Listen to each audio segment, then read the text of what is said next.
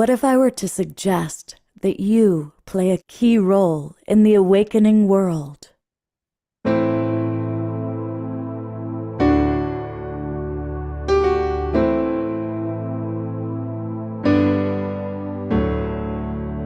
that you are watching this because you have heard the call.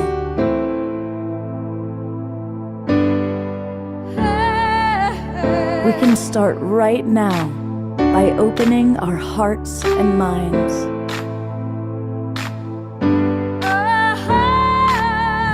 Welcome to the awakening world.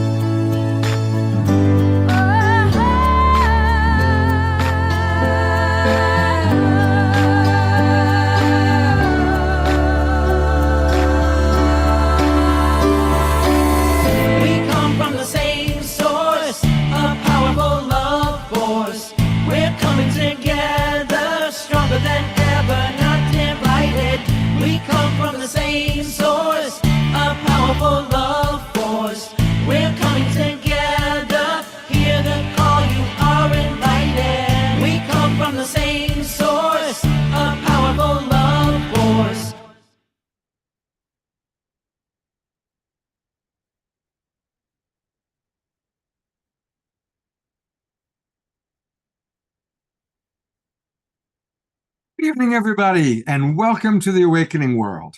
I'm Love Coach Scott Katamas. I am your host, and we have a really powerful show tonight, all about the incredible breakthroughs that are happening as science and spirituality come together, and we learn that there are so many amazing things that we as human beings can do. You know, we started this theme on Wednesday night when we had the incredible Zenka Caro and some of her key people from LightNet, including my co-host for the evening, the one and only Alan Steinfeld. I've been jokingly calling it Alan Steinfeld Week because he was on Wednesday night and again tonight. Welcome back, Alan. Well, Scott, it's always fun to co-host and be on this Global Peace Tribe. You know, that opening song just rings right through me. It is the theme of our community, and I'm happy to be part of this community. This is a growing movement that keeps expanding, and thanks to 4.5 years of your work. So thanks, Scott. My pleasure, my pleasure. And we've got some really wonderful people with us that you've brought on, including a mutual friend of both of ours, the one and only Mitchell Rabin. Hello, Mitchell. Mitchell J. Rabin, unmute yourself. Mitchell. Okay. I know Mitchell. Thank you, my dear friend. And Alan, my old-time brother and friend. Great to be here with you both. Well, it started because me and Mitchell, or Mitchell rather, invited me to co-host Bruce Lipton in New York, August 3rd. That's sort of a little background theme for this. And we're going to be talking about Bruce Lipton's work and have other people talking about their conjunction with Bruce's work as far as reprogramming the subconscious. So Bruce's theme, as you mentioned, is the convergence of science and spirit. And so that's going to be the overall theme for a lot of tonight's talks. So thank you, Mitch. Absolutely. Absolutely. Great to be here. Well, and you guys have this great event that you're doing in New York. Go ahead and put up the poster for a moment. Yes. You know, Bruce Lipton really has become one of the major figures of raising consciousness. And you guys have pulled off doing an event in New York. I'm a little envious that it's on the wrong coast, you guys, but very funny, very funny. It's actually where Bruce is originally from, Scott. So it's in a sense in honor of his birthplace, in a way. So he grew up in Westchester County, Bruce, in a town called Pleasantville. His father or grandfather was an immigrant who started a little catering store. And now he's a world-known professor because of that lineage. So exactly right. You know, Eastern European, you know, Jewish lineage. In New York, I'm going to put the website to get tickets, which is betterworld.net/events. -2, and I'll put that in the chat because August 3rd, we really want a big crowd for Bruce to 6 hours he's going to be talking, and it's an opus and it's a masterclass in Yeah. this biology of belief, changing your belief systems and changing your programming. So I'm putting that in the chat. And It So should be August said. 3rd, anybody who can make it to New York, that is going to be Yeah. amazing. And not only do you guys have Bruce Lipton, but you have one of my absolute favorite human beings and someone that our entire Global Peace Tribe audience loves, because she not only sings on the show, she co-hosts shows with me like you do, Alan. And of course, I'm talking about the wonderful Kristen Hoffman. And wonderful as she is, she's going to be singing live with you on August 3rd. And she made an opening video just for tonight. And so we're going to play that as our kind of opening musical number. But also, this is going to be a great way for all of us to drop into the spirit and the theme of tonight's show. So with no further ado, here is our beloved Kristen Hoffman. Hello, dear ones of the awakening world. It's such an honor to be with you. I love this, our topic tonight, transforming the ego mind into infinite possibilities. I think we notice when the ego mind is activated because we experience a lot more separation and fear. When we feel ourselves trying to calculate how we can get ahead or continue to thrive, and a lot of the fears that come up around those subjects, or fearing that, oh, someone's gonna get ahead of us, or get the job that we want, whatnot, we are in the ego mind. And when we're in that mind, we're experiencing a lot of divisiveness. I think it's very important to really go back to the core of our humanity and realize that we are all connected and that we're all in this together. And when we can really start to resonate with that oneness, with the virtues that connect us at the core, immediately all kinds of possibilities open up where we can find greater collaboration with each other, positive possibility, even with people and beings that we would usually think we have nothing in common with, or even who have totally different belief systems from ours. We can begin to synergize and find possibility where, when we're in our ego mind, everything is closed off.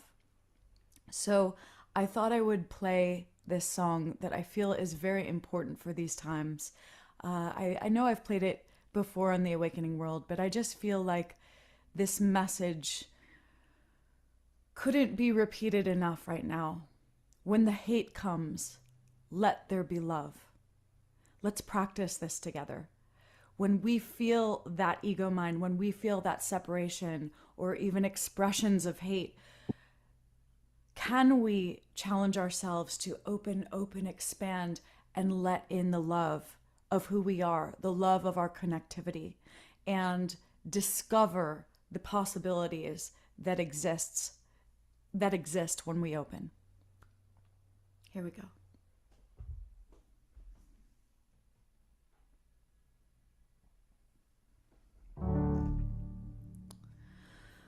When the hate comes, let there be love. And when the night falls, let there be peace. And when the dark cloud over our heads releases its grasp on our hearts and our souls, may we remember we're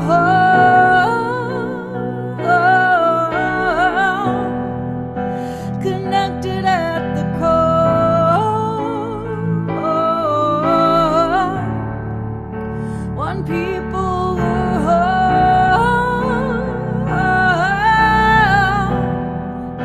connected at the core of it all.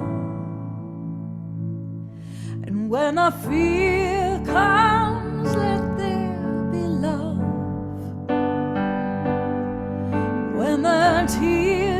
merciful, let there be peace.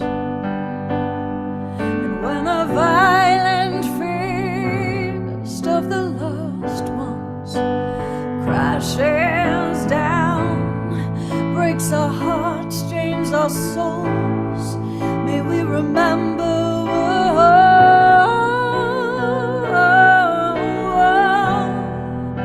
connected at the core.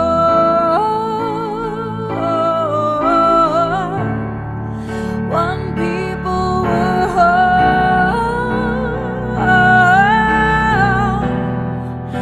connected at the core, soul to soul. And when that fever starts to flare, we're gonna shake down, shake it down, shake it down. And when those guns are in the air, we're gonna lay 'em down, lay 'em down, lay 'em down. And remember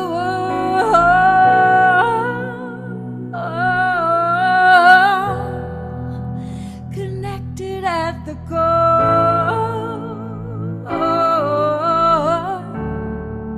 One people were whole,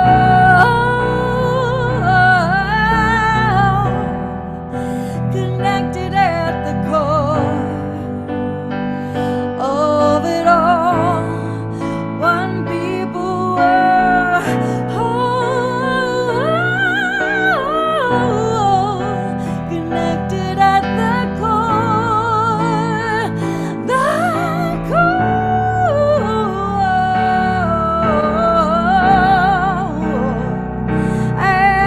core, connected at the core of it all, of it all.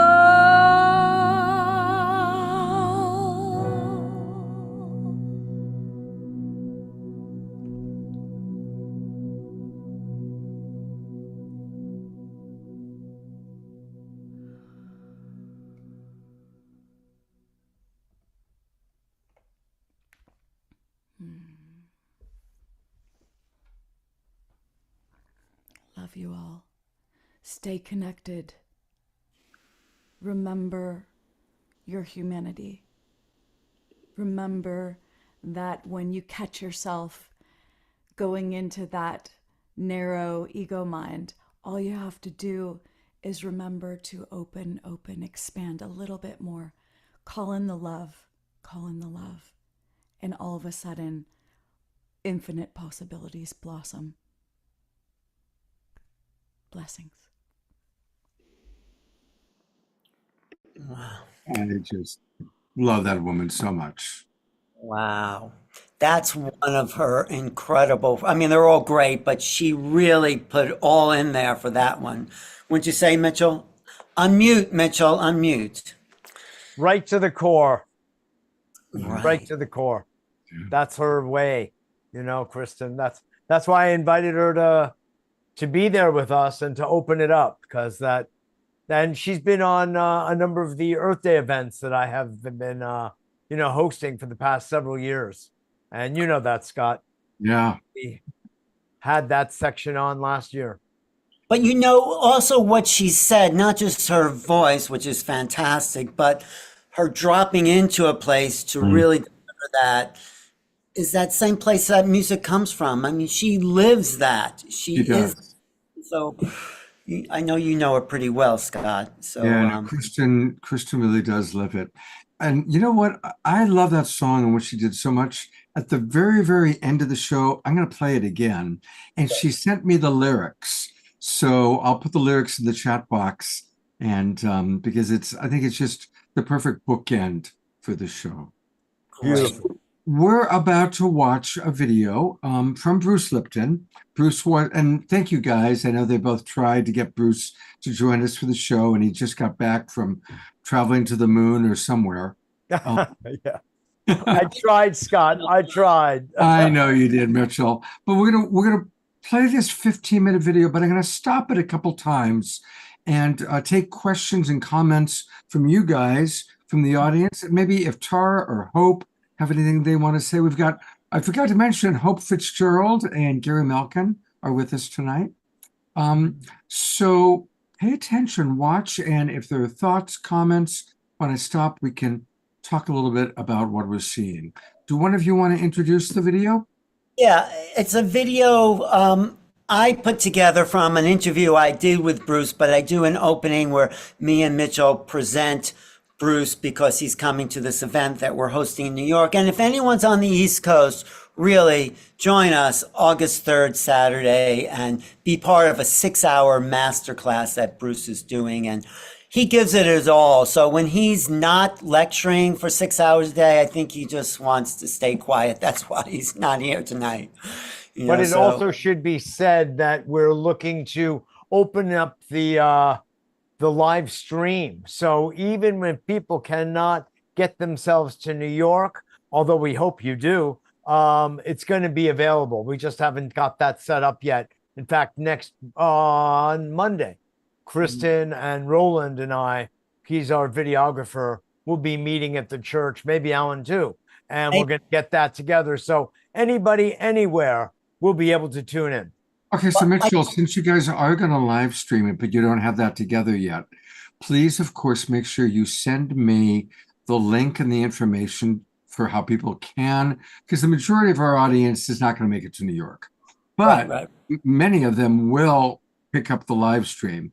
So send me the link and the details so that I can promote that to our audience. And next Saturday night, I will present that to everybody. Excellent. Make sure we had a sellout before we live streamed it. So we're so close.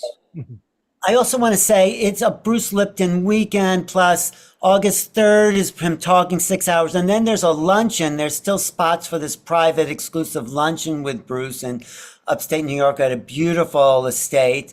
That's but on Monday, Amma, the Hugging Saints, is going to be in New York City on the 5th. So if you make it this whole Bruce Lipton Amma weekend, you can't miss. Okay. There you go. And actually, Amma has been where I am in the Bay Area. So a lot of my friends have been going. A lot of hugs have happened. Okay, let's get to the video. Let's get to the video. Here we go.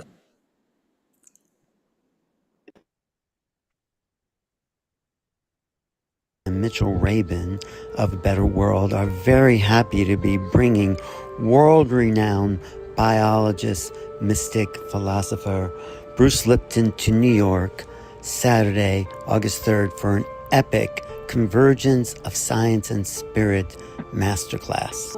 And the renowned songwriter, singer Kristen Hoffman will do the opening number for the event.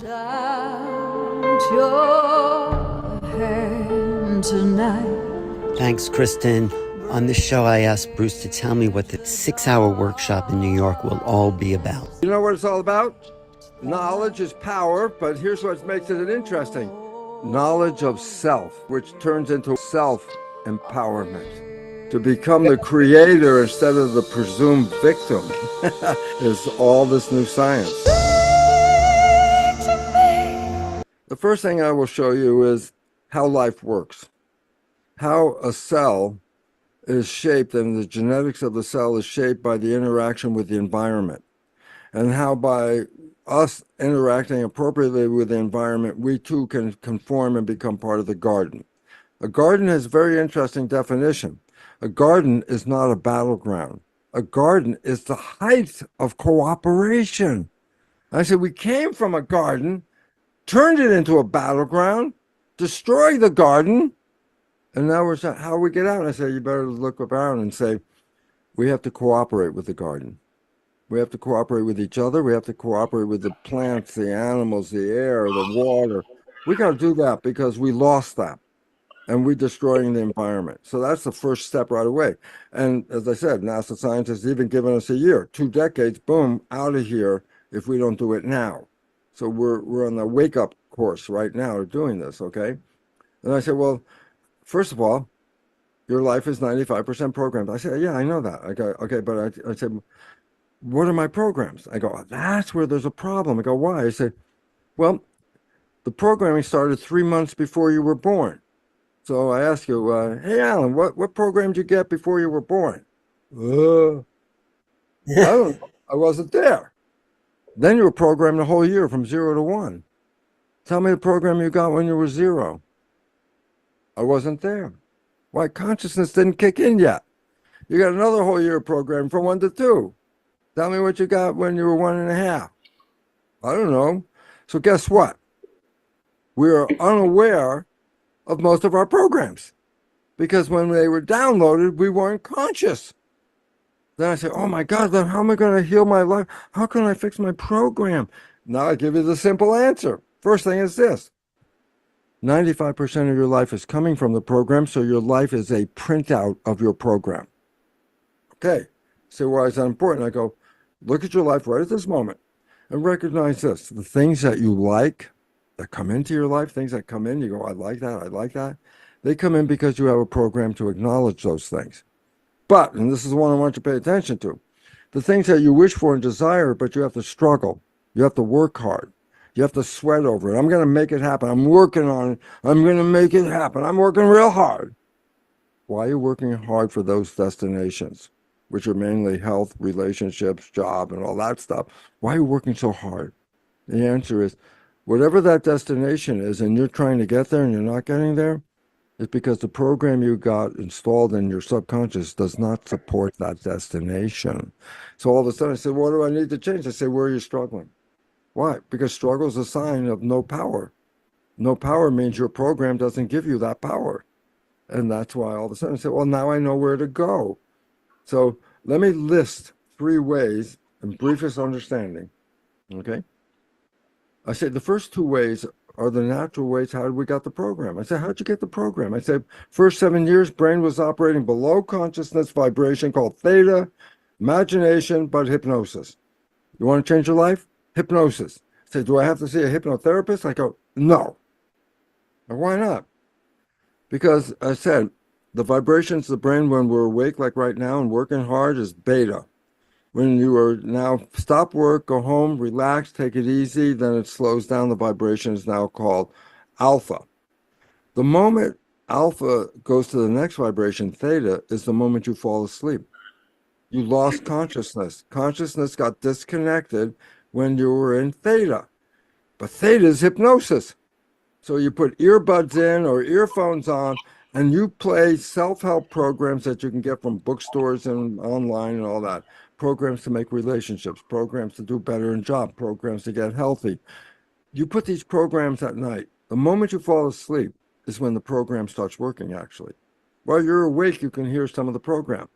But the moment you fall asleep, it's theta, it's the subconscious that hears the program. It's called self-hypnosis. Repeat this a number of times. Why? Theta is not a long-lasting phase. It's pretty short before you go to delta. So you got to repeat. So yeah, you got the first 7 years of programming through hypnosis. But you learned after age 7, you learn how to drive a car, play a music instrument, ride a bike, do your whatever things you learned. I said, how did you learn these? Because they're now habits. Well, habits. Driving a car, you don't have to relearn it. You already learned it. So I say, after age 7, I make new programs by repetition. Repeat something, repeat it, and the mind takes a repetition and then makes a program out of it. The new age silliness of it is fake it till you make it. You're not a happy person? You want to be a happy person? All day long, say to yourself, all day long, in the middle of your misery, you say, I am happy. I am happy. Repeat that to yourself. After a number of days of doing this, you don't have to do it anymore because you'll wake up and the program will be installed. You'll wake up happy without even having to do anything because repetition, habituation, habit is how you add programs after age 7. Okay? Now, so I'm going to just stop it there because, wow, that's pretty interesting stuff. Yeah. So, yeah, who wants to comment on that? Well, I just want to say that's some of the context of what Bruce is going to be talking about. It's not just biology, it's the biology of belief, which was the name of his best-selling book. So what you believe is the reality you create, and the beliefs are so deeply ingrained to us, like he said, that we're not even conscious. And of course, as Joe Dispenza says, we create from our beliefs. So what Bruce is trying to show us here in this 6 hours on this Saturday afternoon is to go back into our subconscious mind. And you do this by seeing, well, what's not working in your life, and then actually reprogram. And there's another technique he'll show us, which is a kind of merging of left and right brain. So that's one thing. I'm curious, Tara, you deal with people as a therapist. What do you think of what Bruce said there? And Ellen, since our audience hasn't met Tara yet, do you want to Oh, briefly well, introduce her? Tara is a clinical psychologist. She's worked at Harvard, at Cornell. She's one of the foremost leaders in eating disorders, and she has the book on eating disorder therapy. Of course, having healed herself, I hope that's not too much information, but she is really world recognized as a leading psychologist in the field of this type of therapy and restructuring your conscious and subconscious mind. So, Tara, what do you think about this? Alan, thanks so much for the introduction. Yeah, so my professional life and work is in eating disorders, suicide, self-injury. I was on faculty at Cornell's Medical School, where I developed a treatment, as Alan mentioned, for eating disorders. And what I learned developing a treatment for eating disorders, which, by the way, is an egoic-based illness, right? So people with eating disorders have an ideal of thinness, which is rooted in a fear of not being good enough. So what was really interesting to me, and what relates to what Bruce said, is that people with eating disorders are not aware that they have pathology most of the time. They think if they just lost weight, that all of a sudden they would be happy and fulfilled, and it's this bottomless pit. So I originally started writing a book called Blind Spots, because when we have these egoic ideals, we don't have awareness of our own programming. And so through this development of the treatment, I realized that I could take out eating disorder content and look at the process of transcending the ego more generally across different domains, and that there are higher consciousness ideals that we can work towards. So for instance, moving away from the egoic ideal of thinness, we could work towards the ideal of lovingly nourishing the body while accepting the way that it looks as an alternative, right? And so it is a several part process, making these subconscious programming programs aware, becoming aware of them, and then mindfully working towards higher consciousness. So that's what we'll be talking about more today. And thank you, Alan. Oh, but that's also part of what Bruce is. Let me bring Mitchell into this conversation, because Mitchell's had many conversations with Bruce Lipton. And Mitchell, what's your approach, and what did you think of how Bruce is going to approach this on August 3rd? What do you make of it? Of course, I don't have to tell you, Alan, how much I adore Bruce's work. And I put into the chat, actually, my first interview with him that happened as far back as 1994. It seems like just yesterday. But we are sitting there as kind of wee lads, and I just got my first impression of his breakthrough understanding. And I've been saying for decades at this point that he should have won the Nobel Prize for medicine because of his breakthrough technology and understanding that was exemplified in his first book, The Biology of Belief. But you know, when I first met Bruce, I was also involved in something called total biology. And as a psychotherapist, I was invited by a spiritual teacher, actually. He was a student of a very interesting French-Moroccan MD, PhD, named Dr. Claude Sabat, who developed something called the total biology, which was an offshoot of something called the German New Medicine of Dr. Hammer. Tara, are you familiar with that work at all? I'm not. Oh, all right. I think you would love it. It's all about the mind-body interface and the way they speak to each other, and the way emotional conflict and trauma and subconscious programs really set the tone for the life of the body. And Bruce has actually shown up on stage with some of these folks from the Total Biology Network. Well, I brought Total Biology actually to the United States. And it's all about what Bruce was describing as 0 to 1, what happens in the womb, the energy field from the mother and the mother's mother, if she approves or disapproves of the wife, the mother's choice of husband, all of that energy, interestingly, gets programmed into, and Scott, you would appreciate this with all the couples work that you do. It gets programmed into the child vibrationally. It's too small. The fetus is too small to understand language directly, but it does understand vibration. It understands that level of intelligence that the whole universe operates on. So anyway, this was part of my attraction to Bruce's work and his deep understanding of that original programming that happens, and the good news that he always delivers, and he did in that wonderful clip that you did with him, Alan, is that there's hope. There really is a way through of freeing ourselves up from the trauma of what usually happens in the womb and moving on into a life that we really create ourselves. And some people in the chat have talked about how their lives have gotten really on track because of this work. And yes, that's what we're going to be talking about on August 3rd.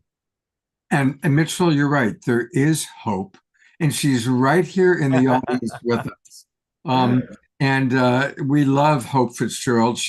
A big thanks to Gary Malkin, who's also with us, who first introduced us to Hope. And she's become a wonderful part of the show. She's been on a few times, including recently. Hope, I know you have some thoughts about the little clip we just saw. Well, thank you. I'm just loving everything that's being said tonight because it all falls under the umbrella of change and how do we change? And that has been a fascination of mine forever. It's what brought me to become a neurofeedback practitioner 30 years ago, to find a way to work with the brain states that Bruce talked about and actually build new neural pathways. And there are multiple ways to do that. Meditation, long-term meditators have built new neural pathways. I like neurofeedback because it kind of it's like putting it on steroids. You get quicker results. And you find as you go through the neurofeedback process that certain things just fall away, certain behaviors, certain interests, certain stories. And years later, I had this beautiful energy downloaded to me through a series of visions called the infinity wave. And the infinity wave also is a way to move through change more elegantly in a state of flow. And it's something that you imagine, but it's a very real thing. It's palpable. And it also helps to release and flush out old stories that are no longer useful, really without a lot of struggle. And that's what I love. Let's do it fast and let's do it the easy way if we can. And this is how Gary and I came together to do our work, which is called You Awake, Mastering the Art of Change. Again, we are so fascinated with this aspect of how do we change it? How do we make it work quickly? And how do we make it last? So here he is, Mr. Since you brought up Gary, I figured I'd put him on camera. Of course, our audience knows and loves Gary, and we're looking forward to hearing from both of you a little bit later on today. But one question for you, Hope. Isn't it true that we receive a genetic download of the trauma of our ancestors going back 7 generations while we're still in the womb?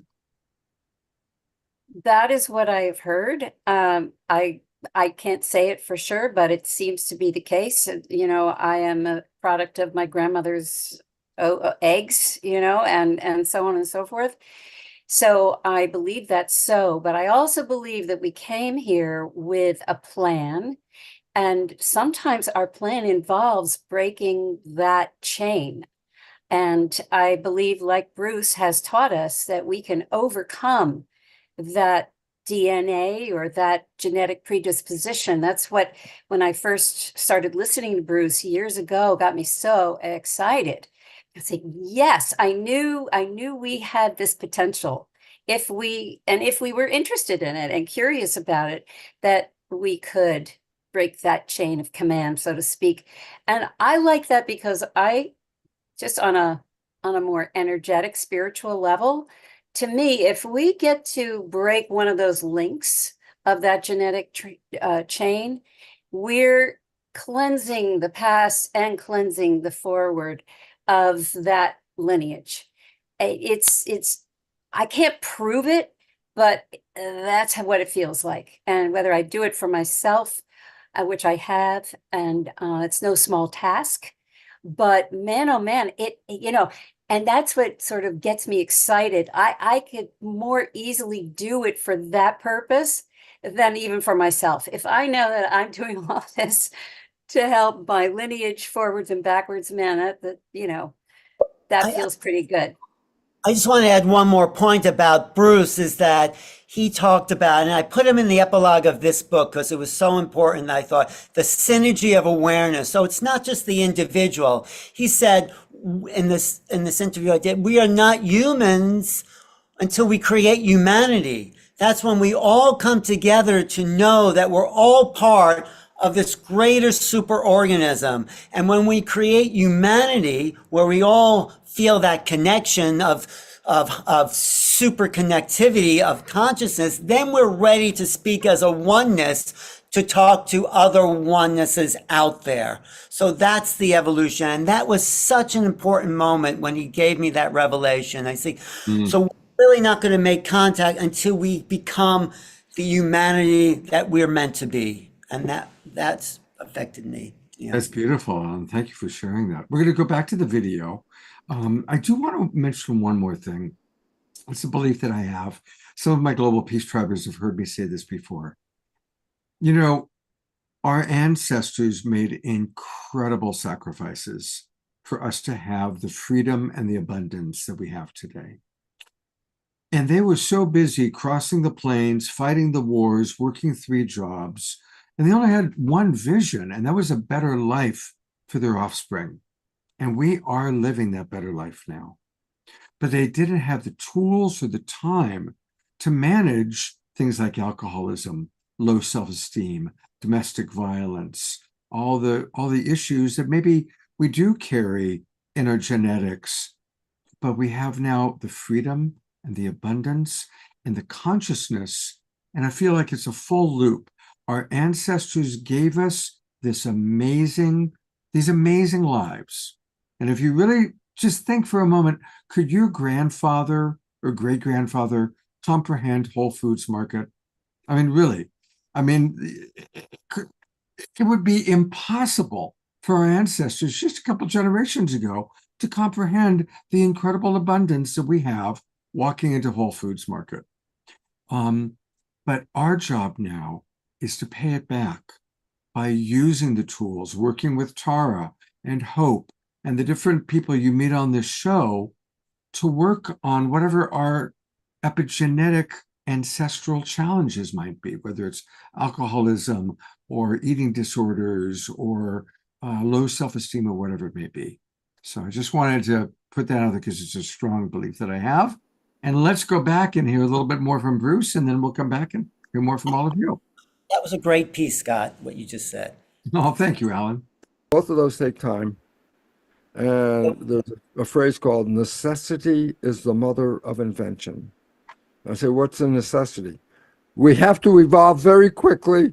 We have 2 decades to change the entire world. We need a better way of changing programs.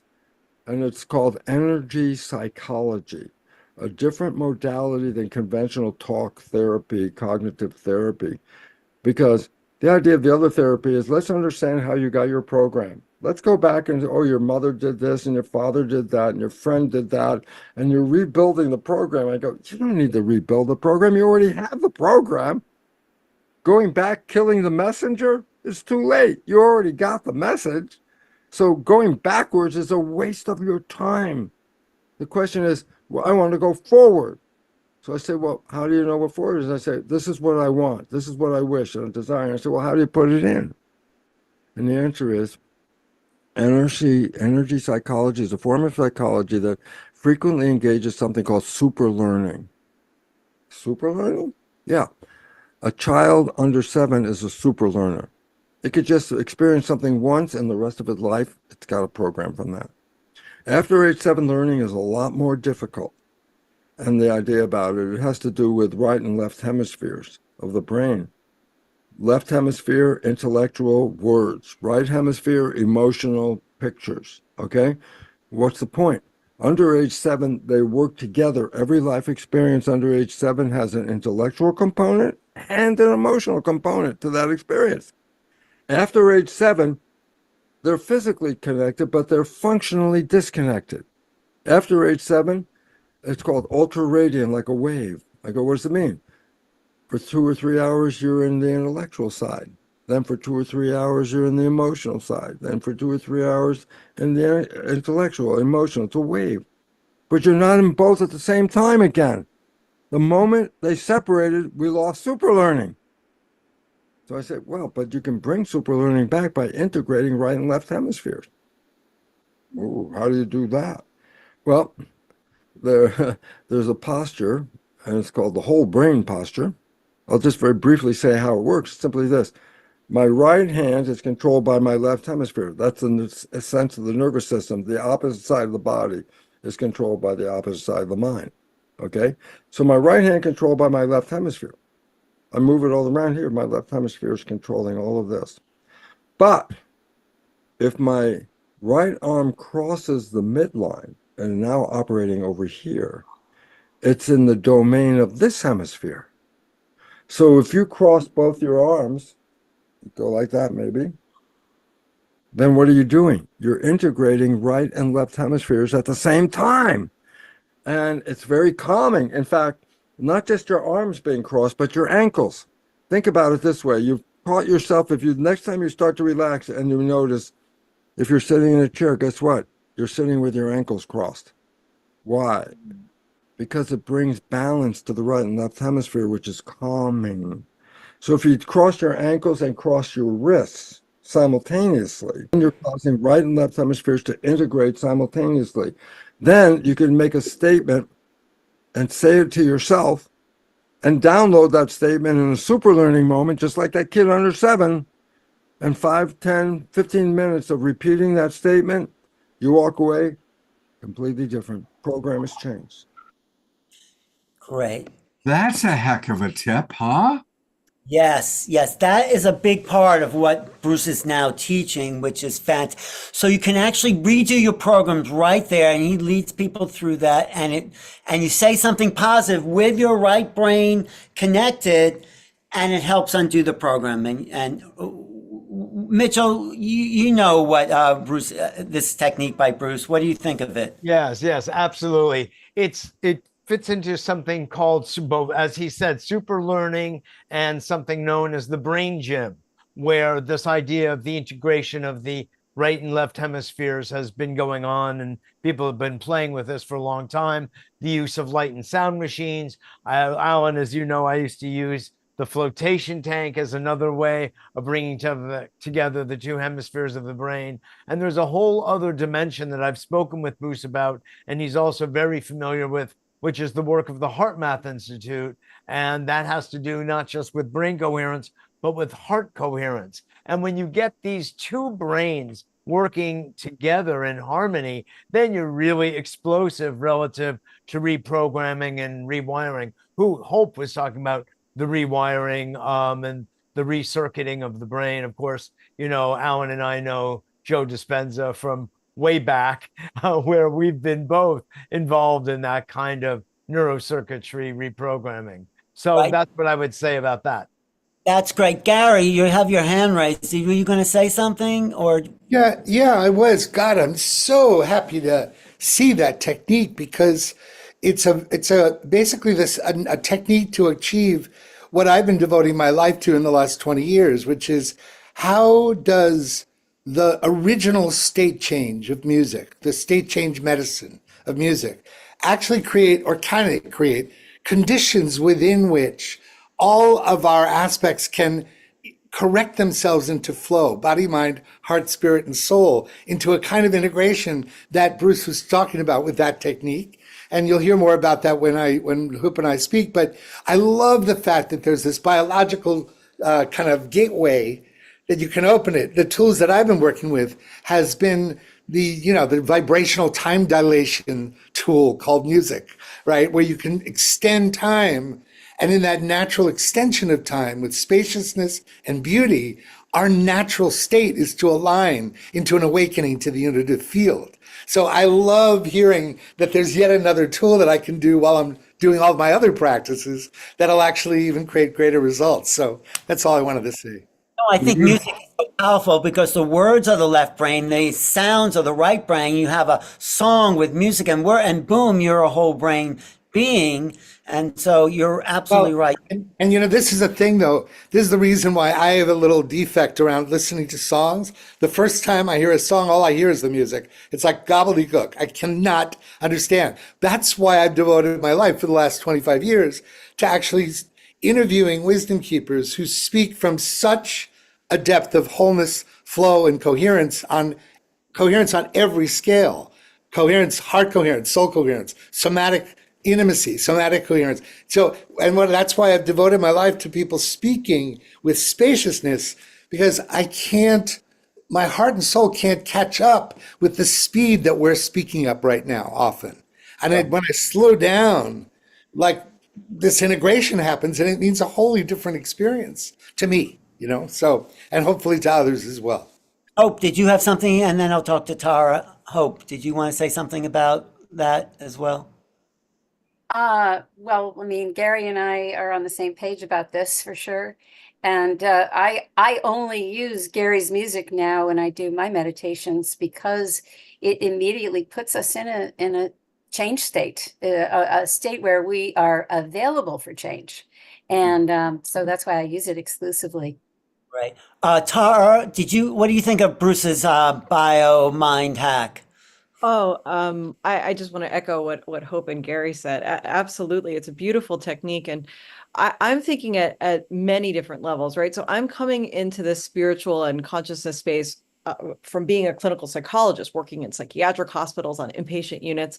So I think about how we're all walking around having this trauma, et cetera. And as Bruce said in the video, it's not that we have to go back in time and spend so much time unpacking, in, for instance, a cognitive therapy session, these various traumas. And I also think that it's important to kind of express that out. There are all sorts of beautiful evidence-based treatments like exposure therapy, et cetera, that can help us heal these traumas and also at the same time get to these higher states of consciousness with music, et cetera. And Bruce had spoken to the use of repetition.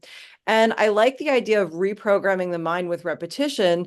And also, first, instead of just kind of doing it in this rote way, using music, using vibration to lift us up and then reprogram really mindfully and specifically from that state. And I think that is a really powerful 1-2 punch, meaning dealing with the trauma, processing it, but not spending too much time in the past and really reprogramming the mind with the use of music towards higher consciousness, looking forward.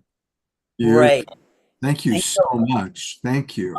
Tara's going to be bringing some of her own special ways of doing that later in the show. So yes. I want to acknowledge one of our wonderful global peace tribers, Carol Craig. She's a teacher, and she said that she's been teaching these tools and techniques in her math and science classes for years. So thank you, Carol, for being on the cutting edge of that. That's really cool. All right, we're going to watch the final part of this video and then come back to our wonderful presenters. Program has changed. So it's called energy psychology. I can't go into all the modalities, but on my website, brucelipton.com, under resources, about 25 Energy psychology modalities, a descriptor and a website. So you can look it up. What can I say? I can lead you to water. I can't make you drink it. But if I lead you there and you drink it, you could possibly then change your entire life. And that's what it's all about. On Yes. August 3rd, Bruce is going through all this development in much more detail. And I think it will be a life-changing event for some people, you know, because you're giving them the foundation. Of course, they have to do the work. Bruce, thank you for sharing your time here and your enthusiasm and your love of people and your desire to help people change. Yeah, because That the is- more people that are living heaven on earth is more I'm living heaven on earth. Because if the people around me are living heaven on earth, I'm in the middle of it. I'm going to be sharing it with them. And that's what we want all people to do. I want you to have your power back because I don't trust the government. I don't trust the corporations. I trust you because you and I and all of us online want the same thing. Happiness, health, a world of harmony, love, something to do that gives us our creative juices, action. We all want the same thing. Why don't we have it? So the answer then to the world's problems is work on yourself, change your program, put that out into the field so other people may pick up on what you've done, like you, Bruce, you've changed your field and you're changing other people's fields because your field is emanating, but they have to do the work, of course. Well, it's so great to see you haven't lost that enthusiasm, and actually you've gained it as you get happier, as you change people's lives, as you change your own life. I recognize the first time I read what you had to say, I knew this guy had something, and you didn't even know what you had at the time because Epigenetics was not a science when I did the research to show epigenetics. It wasn't a science. I was the only guy out there saying, hey, the mind is controlling genes. Everybody go, oh, you're crazy, Lipton. And therefore I was relegated to it took 23 years from my original research before the science community adopted the concept of epigenetics, which I enjoy because it gave me 23 years head start by adopting it 23 years before there and then try to figure out life based on that belief rather than the one they were operating from. And it was wonderful because people like you, and very few of them, Alan, very few, saw what I was saying back then and said, oh, wait, this might be useful. and I want to honor you for that because, yeah, when I met you in New York and I said, oh my God, this guy understands what I'm talking about. I'm going to spend some time talking to Alan because he knows what the hell I'm talking about. For tickets for the Bruce Lipton event in New York, August 3rd, go to www.betterworld.net/events-2 or use the QR code. Right now we have a great 2-for-1 special because we really want people there to see this work. Thank you.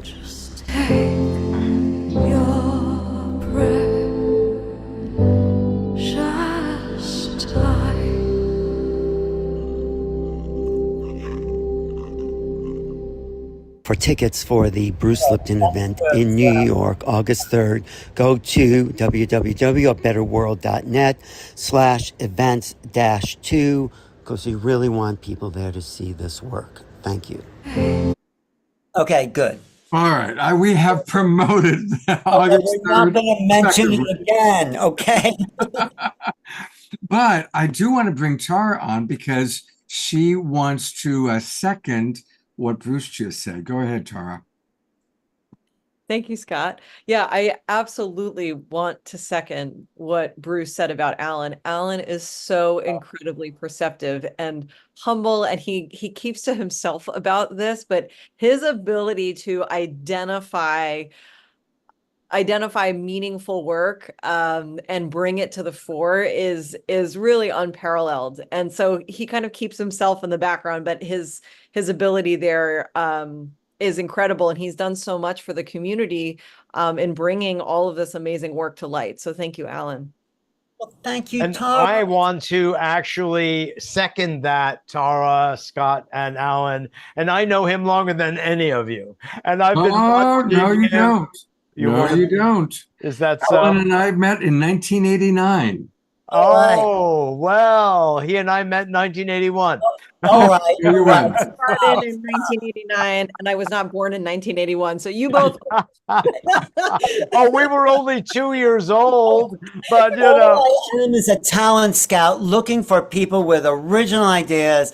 Gary and Hope and Tara and Mitchell. That's what's exciting. And Bruce, you know, I saw Bruce That's right. in a little magazine in Washington State. I said, this guy has something. So that's been my excitement traveling the world. Like you, Scott, we're talent scouts, right? I mean, we It's true. bring on. It's true. And speaking of talent scouts, the most amazing person I have been blessed to work with is our wonderful Omashar. And we've gone, this show is off to a great start, but we need some Omashar time. So I'm going to turn it over to our house musical artist. Eleanor Joy is here, so hopefully she'll put her dancing shoes on. And I see other people like Maureen and lots of people get up and move and groove to the music. Here we go with Omashar. Well, if we're talking at dates, let's bring it back to zero. We all met each other at the beginning of time. So, You're right. There we are. So that's transliterated that one. And do we have this one down? Holy smoke, it took me a while. But Yeah, it is. It great. is. And I'm here with my ankles twisted, so I won't be able to press my sustain pedal. Only play music in that position, we'd be good. I know. There we are. However, like Gary said, I'm going to incorporate that every single day because it's very, very cool. And I love Bruce. He's what a dude. And this song isn't a rocking song. It's more of a journey. And it was written, it's called Spiral Through the Stars. And when I first started enjoying Barbara Marx Hubbard's work, she had a lot of graphics out there and done in with whatever, Adobe or whatever. And there was one graphic of our Earth spiraling through our universe. And I thought, hey, how about, looks like it's spiraling through the stars. And that was the original title for the song, Spiral Through the Stars. And so this was actually Barbara Marx Hubbard inspired. And it is a direct message from the heart of all creation to our hearts. And so with that, I'm going to put on my spiral star thingy. And I'm going to go here to change my mind.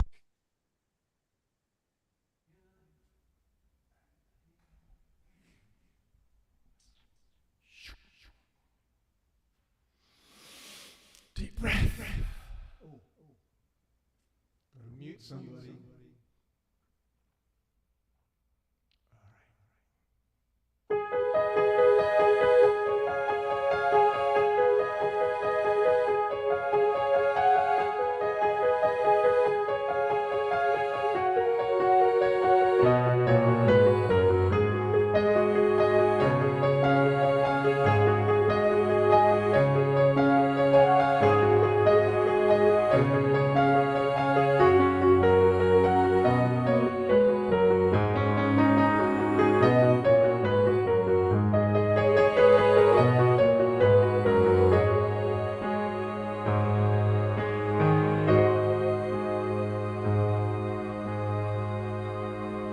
Freeform animal. This tale I tell, it has no ending. I'd like you to know we are all on an incredible journey, a traveling show. I've been looking at you in your homeland, watching you grow, weaving light into creation, a heavenly glow. I have been inside you for so long. I will be with you forever. Come with me, let's spiral through the stars.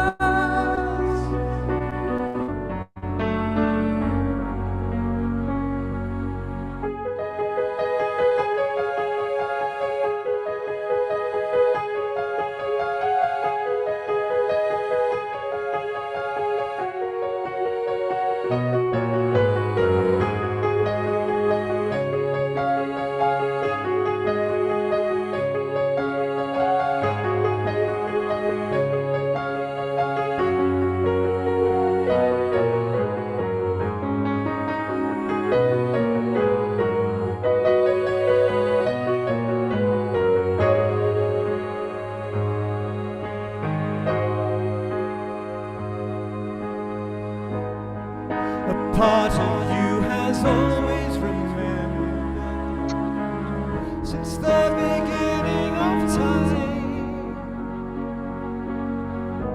Through your hearts you felt my presence, a knowing sublime. I've been guiding you beyond your perception, forever your friend. Take some time and get to know me. I'll welcome you home.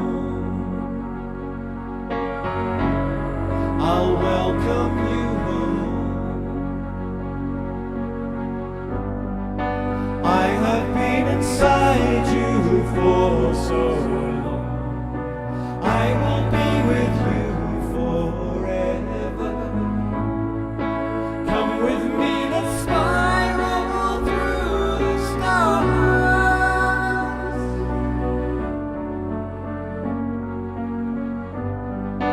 We have been inside you for so long. We will be with you forever. We'll come with you and spiral through the stars.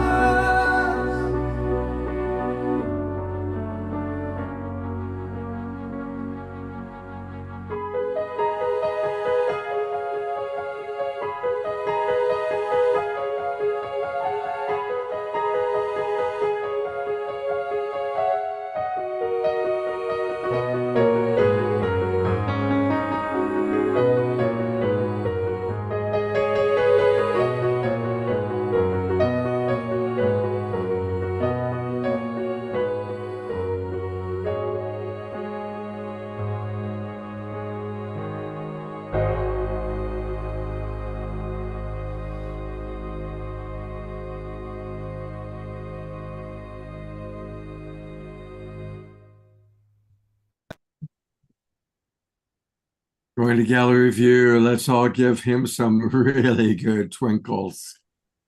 What a powerful song. You do some pretty serious keyboard work on that song, Omashar. It's a trip because talking Those about little fingers were flying. sorry. Those fingers were flying. They were flying, and what happens with me is when I'm playing an intense piece of music like the Gary would know, when we are relatively well integrated as musicians, left and right brain, except when it comes to nerves, perhaps. And during the, I've practiced this 100 times today, and it was perfect. But tonight, my mind was talking to me whilst I was playing and whilst I was singing, and it was telling me, "You're going to mess up, dude." And I'm going, "What?" And this is part of our mastery is learning to not shut that part of the mind down that's saying you're going to mess up, but somehow love it back into safety. Because I've been battling with that as a musician for a long, long time, and I'm over it. And I'm really grateful for tonight's show, because with Hope and Tara and Mitchell and Gary, we got the world sorted, right? And at least the ongoing world. And I'm going to zip it right there. And thank you so much. Well, and I want to let everybody know that a wonderful way to appreciate and support him and do yourself a favor is to get his music. And the best way to get his music is to go to Bandcamp. So if you go to his name, omashar.bandcamp.com, there are 5 wonderful albums waiting there for you. And that way you can listen to Omashar music all week long, not just on. And that song is on This Beautiful Garden, that lovely. This one here. Yeah, it's Stonehenge one. Yeah. All right. Look at all this, and I recognize so many of those songs. Feel the Love, he plays that all the time on this show. And there it is, Spiral Through the Stars. So Omashar will be back with more music a little bit later on in the show. Thank you, brother.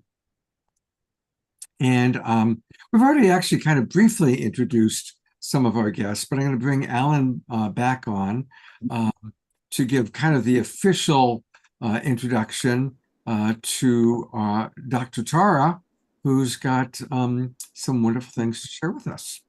Yes. Tara is quite a revolutionary, I would say. You know, she started as, well, I'll read some of her bio. She was on the faculty of Cornell Medical College. She maintains a private practice in New York. She treats mental illness such as eating disorders.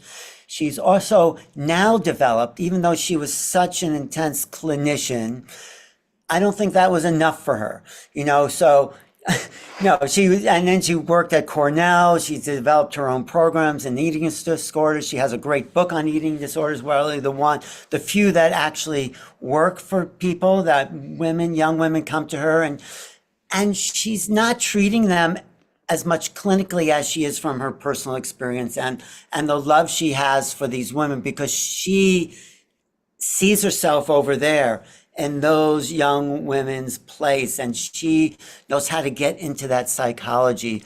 But with all that work and her own inner work, she developed a way of transcending her ego-based mind, and she started to have these awakened experiences. And for the last year, Tara and I have been doing something called the Consciousness Club, where people come together and talk about their conscious awakening experiences. So with all this clinical work, she's now going off into a place that doesn't quite fit into the clinical setting, but she is doing it anyway, and she's developing protocols for transcending ego. And she has this thing she's put together called the ego personality test, where she goes in and sees, sort of like what Bruce was doing, what's your blocks, what's in the way, why are you not getting what you want, what is it about your ego that's stopping your divine personage from attaining its rightful place in the universe, its rightful place of divinity and bliss. So this is her latest work with the personality ego test. And when she's done this with herself, she's gone, if you don't mind me saying, bliss states. She's achieving high Kundalini Samadhi states of consciousness, but just by going in and doing the work she's done. So Tara, it's your stage, and thank you for being here and trusting the process. So what do you want to share tonight with us? Thank you, Alan. Alan has become such a good friend. And so he knows my kind of private process and what's happened. So it's really interesting. It was a really interesting introduction for me to hear, because I kind of have segmented my clinical work in one area and my consciousness work in another area. And I do keep my practice separate, but I'll fill in some of the blanks here regarding the story. So I started developing this method to get in touch with my own loving awareness at a time where I was atheist, really a hard, cold academic. And I just didn't really believe anything else was out there. I didn't believe in anything outside of myself, really, or my ego, I should say. And at the same time, I intuitively felt called to these loving awareness meditations and meta meditations. And so I use the techniques that I developed to help people get out of ego, which is kind of an interesting skill set for a psychologist to have, because sidebar, a lot of people go into therapy wanting to address issues like anxiety and depression that the ego doesn't really like. I mean, or the people don't really like. It's uncomfortable to have depression. It's uncomfortable to have anxiety. But when a person has an eating disorder, they don't necessarily present as wanting to get over the eating disorder. They present as wanting to lose weight, which is in line with the ego. So I had to think outside of the box in terms of interventions to get people to let go of their ego. So again, I started thinking about my own ego and how I could move just towards loving awareness. And I started having these spontaneous mystical experiences. And I had absolutely no idea what to make of them. And I didn't necessarily connect them to the method. So I want to come out of the mystical closet even more now and talk about a little bit about how I met Alan and why I personally know that he is a visionary in terms of being able to identify work before it's even out there, like Bruce is, because I was sitting at a table at a restaurant, totally kind of minding my own business at a conference called TCCHE, which is amazing, by the way. And I'm doing some work there with them now on this method. And Alan came running out of the back room. I think he was probably eating dinner with Bruce, and he stopped with his back to me, and he whipped around and he looked at me and he sat down in the chair next to me and he said, when people have experiences at higher states of consciousness, other beings notice. What happened to you? I had no idea who he was. And I said to him, well, if you're asking me a question like that, I think you already know. And so he went into describing my experiences and anyhow. So then he said, well, you should start teaching this. And he's been really encouraging me to kind of get out and talk about this method that really I developed for myself. And now with Alan's encouragement, I'm sharing it with all of you. So that's a little bit of the fun backstory there. So would you like to hear a bit about the method itself? Yeah, but one thing, Tara, I think is that moment of forgiveness where you had to really go, and that was a transformative moment. If you don't mind me adding to your story, you want to. Alan knows my whole entire personal history, so he could just draw from it here. So what had happened in that initial ego transcendent meditation that I had done without even knowing what I was doing was that I went back in time and experienced myself through the consciousness of someone that I had felt had wronged me or had victimized me. And seeing myself through their perspective, I completely forgave the abuse, we'll say, because I understood why it all happened. And what I experienced later that day was not in the meditation. It was hours after the meditation. I had an experience where I went into this white void surrounded by light. And I think it was because when a person forgives, I think that they're repairing a tear in the fabric of the collective consciousness or an ego block in the fabric of the collective consciousness. So our ego, which I define as psychological protection against fear, it distances us between us and another person. We other another person when they've hurt us in some way.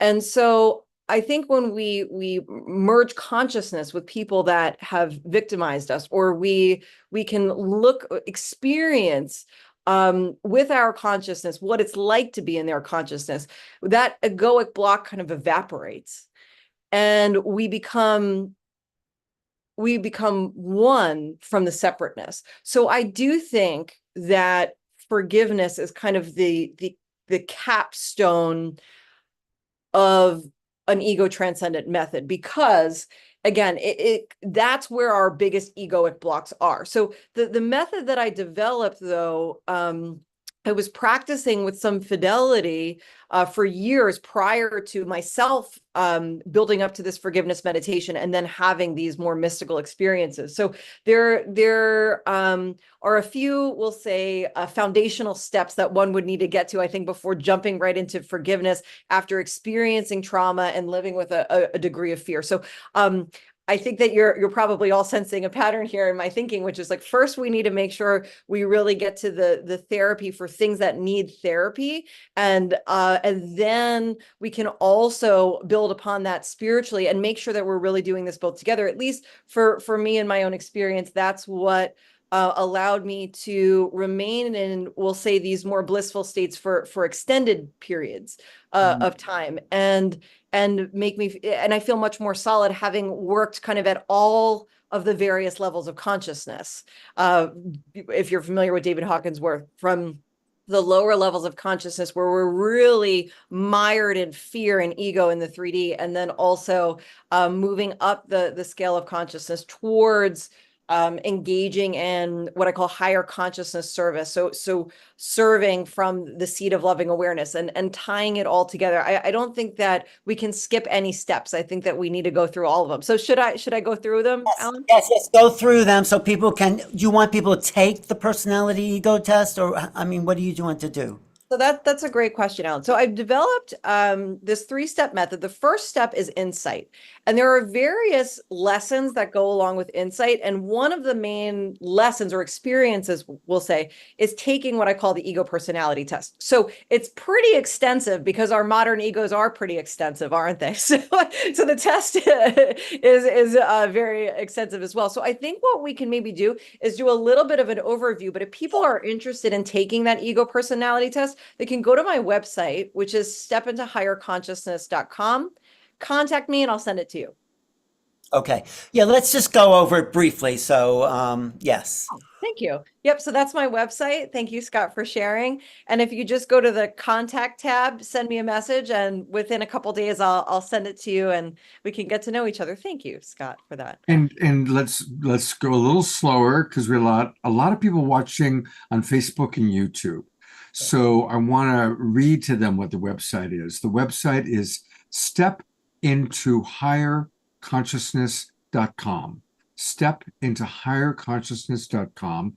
And then on the tabs here, I click contact, but here are the 3 steps that she was talking about. And Tara, I know that you wanted to lead a meditation, which we were excited about.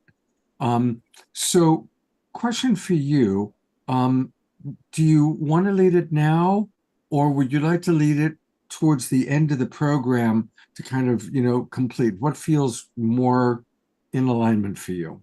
Sure. I think it probably makes the most sense for me to do it here at the end of this segment, only because the meditation itself builds on the first 2 steps. So it probably makes sense to do it now. Okay, great. So I'm turning it over to you to take our audience on a journey. Sure. So just a little bit more background. And Scott, how much time do we have here? Because I think we're already over. Okay. Yeah. Okay. All right. So let's do meditation. All right. Thank you, Scott. So, okay. So essentially, after a person takes this ego personality test and discovers where their egoic ideals are, they can program the mind into having and upholding higher consciousness ideals and taking conscious action that is in line, actually not in line with the ego and in line with higher consciousness ideals. So instead of making specialized egoic meditations or ego transcendent meditations for everyone, what we could do is a stock one that kind of hits on some of the big modern egoic blocks, which would be thinness and, for instance, fame and wealth, these kinds of things. So you can get a flavor for what this meditation is. How does that sound? Perfect. Okay. So taking a moment just to drop in. Original sound. Thank you. I'm going to ring the bowl 3 times here to start and twice to end. All right, let's begin.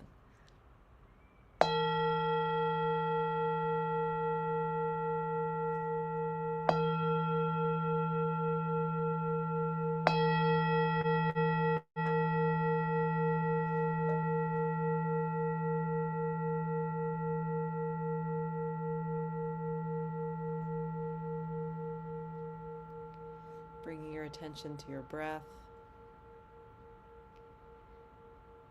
Noticing your inhales and your exhales.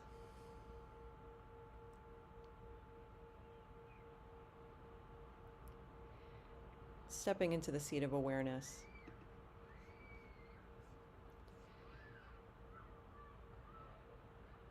In this meditation, you're invited to rewire the programming of your consciousness towards higher awareness.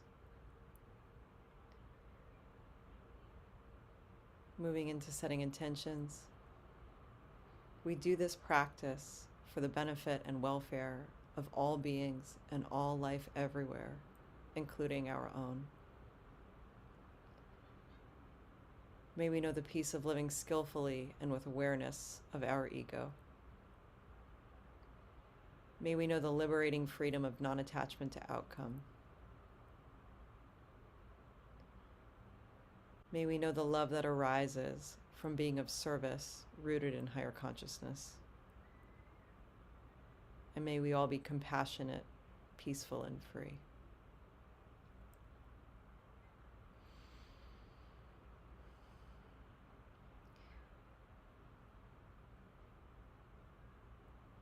You are not what your ego tells you that you are. You are loving awareness. You are not what others think of you. You exist independently from the thoughts of others. You are not your thoughts. You are the observer of your thoughts.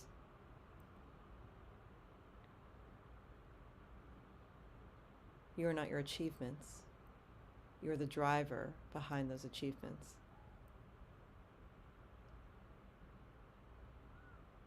You are not the roles you play in this life. You are the actor playing the role. You are not your body. You are in and around your body. And you are not what you think you are worth, whether it be a little or a lot. You transcend worth.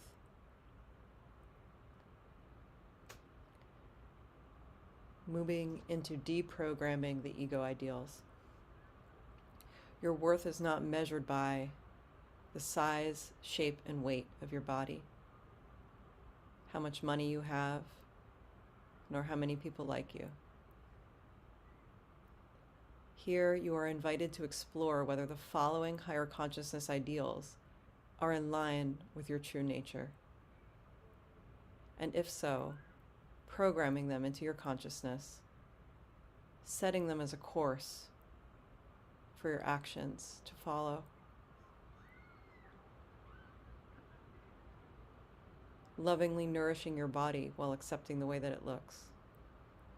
Creating value through meaningful work and being a compassionate steward of resources. Respecting others while being your authentic self, regardless of whether or not people like you.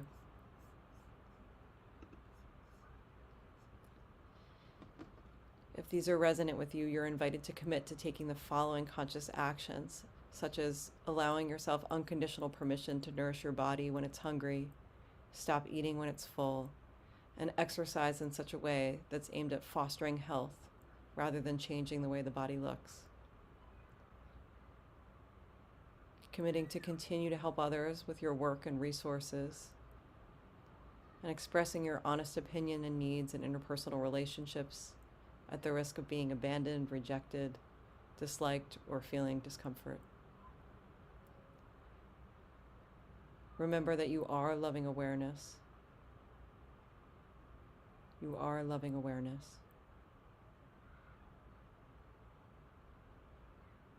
Taking a moment now to offer gratitude to yourself for this practice. Carrying the intention to do this for the benefit and welfare of all beings and all life everywhere, including your own.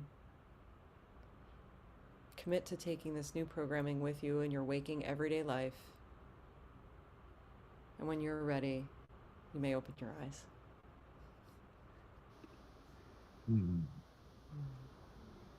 Sorry, that's really, really beautiful.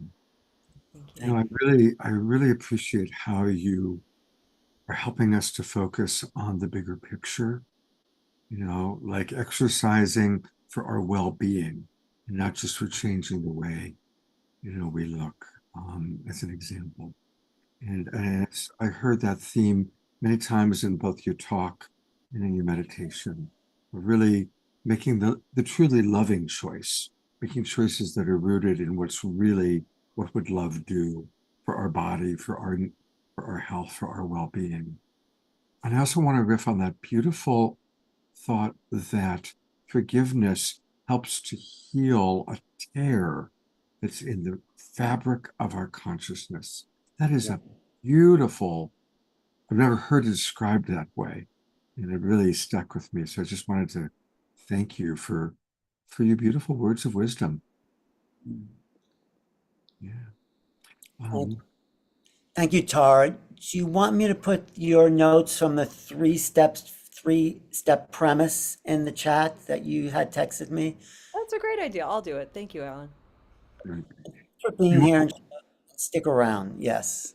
And one more time, you can get all things Dr. Tara at stepintohigherconsciousness.com. And you're gonna stick around for our final chat at the end? I will. Great. Okay, thank you. Well, Alan, we've already gotten a little sneak preview. We've got Gary Malkin and Hope Fitzgerald in the house with us. They're both most beloved members of our Global Peace Tribe. Gary, I need you to turn on your video so that I can bring you on, but I'm going to bring on Hope. And hopefully Gary will turn his video on so we can, there he is. Gotta turn it back on, Gary. Where is Gary? There's Hope. Hope, so good to see you. Gary, okay. I'm just going to turn it right over to the two of you because you've got something very special, sharing wisdom from one of our beloveds who's no longer in body, and then something very special that you guys are going to be doing. So I'm turning it over to both of you. All right. Do you want to? Well, I'll introduce Hope, and maybe Hope can introduce me. Because No, I didn't do a big introduction because you both have been on the show so many times that I think the audience knows you. But for anybody watching for the first time, Gary Malkin is an extraordinary composer. He's done many, many, many soundtracks. But more than that, he is the composer for our tribe. He is so much of his music has come into our world in many, many ways. And probably my favorite way is through Graceful Passages, his award-winning album that is really helping those who are dealing with death and dying. And then he first introduced Hope into our Global Peace Tribe audience. They collaborate together in wonderful ways. And we met Hope a little bit earlier. So take it away, both of you. Well, and I want to introduce Hope as being one of the most gifted and kind of reluctant whole persons I've ever met. Because she didn't want the title or the egoic structure of a spiritual guide and an author and a teacher and a phenomenal being, but she is that. She's such a blessing in my life, and she's accepted her appointment from forces beyond our description. So I'm so honored and delighted to have Hope be my creative partner in what I would say the most fulfilling and rewarding educational content I've ever been a part of transmitting. One of the things that really moved me so much was when I first met Hope around the musical that I'm working on, which is ready for funding, which is a whole other story. Someday, Scott, I'd like to talk about that alone. But we had this moment where I said, if I had a year to live, the only thing I would really devote myself is whatever I could do to develop tools that would give people a direct emotional and spiritual and greater than cognitive understanding of their mortality. Because what Graceful Passages does is it conveys in multidimensional ways a real faith in and experience of the continuity of life. And that's something that most people, like, we all know we're going to die, but nobody ever thinks it's going to happen to us, right? So, and when then she heard me, she said that, and she went, me too. I've been a doula since I was 16. So I looked at each other, we shook hands on it. That was way back, that was almost 10 years ago. And finally we developed these last few years, the body of work that we're sharing, which I'll share in a bit, but I wanted to hope you to presence this moment now that I've been talking about you. Go ahead and share a little bit for yourself. Well, I am, always so grateful that we have come together, that I knew Gary 10 years before I met Gary through, like you, Scott, through Graceful Passages. It affected me so deeply, and after my mother died, and really helped me to heal. And I used those basic tenets from Graceful. I would put them on at different points in my life when I was facing transitions. And I think it's helpful for all kinds of transitions. And here we are tonight talking about Bruce Lipton, who is really talking about change, and transitions are change. And so it turns out that having met you in person and come together in this first connection with Graceful, but then also the play, and then also how we could respond to the great changes that have been upon us in an evolutionary way of looking at it in the last 4 years. Because I see it as an evolutionary push that has forced us to look at life a little differently, and also forced us to contemplate our mortality because it's been right in our faces. Exactly. So what I was thinking, I hope it kind of joined at the last minute. So let's hope what I was thinking was, I have this strong belief that we are all forced in this culture. And I know you'll all, actually, before I say anything, I just have to acknowledge Tara, that was phenomenal. And and when we were together in Ibiza, if I had any idea what I was sitting across, because I just wanted you to know that was your languaging, your purpose, your extrapolating, your courage and leaving the conventional world and straddling both. And there's so much that you've offered. I can't wait to dive into what you're doing. I was really moved by everything that you shared. So thank you for that. I had to acknowledge that before we dive. Thank you so much, Gary. I'm so excited to connect with you more. Me too. Yeah. So Hope, what I was thinking was, and Hope knows me so well, I have this sensitivity to hypercognitive content. And so I literally part of me starts to get allergic to and upset with and stressed out with when we're doing nothing but talking. And so what happens is that's why I love being an artistic director of events, where it says I have this sensitivity to knowing that when you bring in something multidimensional and nonlinear, that always will involve some music, right? It irrigates the space with the unified field and the universal language of emotion, right? Of human emotion. It irrigates it with a heart presence and a soul presence that we all get fed by. And as the Holo movement would say it, by the implicate order that expresses itself into our sensory bodies and hearts and minds. So right now, I want to share, in honor of Neil Rogan, who I'll tell you about, a couple of short tracks. Each of them one is a minute long, and another one's 2 minutes long. And I want to do that in the spirit of two things. One is we just honored the anniversary of his death, the 1 year anniversary on June 16th. He died a year ago. And Neil was an awakened soul, actually. And you know how sometimes when they're amongst us, we don't really know how awakened they are. But now I realize he was truly awakened. And I forced him to come into the studio with me, and I improvised these piano tracks because I have a firm belief that we hear words, especially words as carriers, in a different way when it's set to music in an intentional way. So what I wanted to do, Hope, was I wanted to share these audios, and I want us to kind of do because we don't have tons of time, right? So I wanted to then reflect on how those shed light on why we're doing a workshop on resilience, because there's a connection, and we haven't ever talked about how they're connected, but I know they are. And I kind of like the "you are there, this is happening live right now" kind of moment. So we're riffing, but I love it because it's what we're about. It's what our lives are about. So I set up a little PowerPoint for us to experience this. So hold on a second. Where is it? Here it is. I know you're here. There it is. Okay. There we go. Okay. So I'm going to share the screen, and there we go. There we go. Okay. There. Beautiful. Sorry for the mess of my computer, guys. Here we go. There. So this is about honoring Neil. He and I had an unbelievable friendship, and I'm not going to talk much about him, but I'll just say that I had the great honor of co-creating media for the Pachamama Alliance with him from 2001 on. And we created films together, we created a lot of beauty together, and we had a deep, deep, close friendship. So I want to play this. Hold on. So I want you to experience. So this is what they write about him. So I just want you to look at each track is a nudge, prompting us to look more deeply within us to find the wonder that's always surrounding us.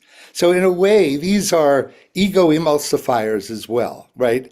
So I want you to remember that when we listen together on Zoom, it's actually a catalyst to listen as if we're around this digital fire, as a prehistoric surrounded fire. We are in this experience of listening as a sacrament of communitas, right? So for when we listen, I'm going to ask everybody to put their feet on the ground with their back straight. Let's take some breaths in and let's listen as if we're surrounding a digital fire, and let our body, our interstitial fluid, our blood, our organs be cymatically influenced by the unique alchemy that happens between these words and music as a model of a marriage between the heart and mind. Here we go.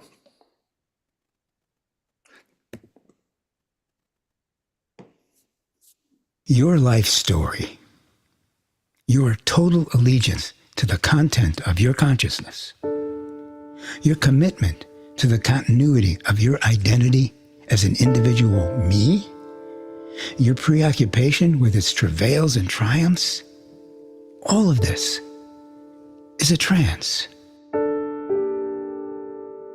a spell, an enchantment. Your sense of me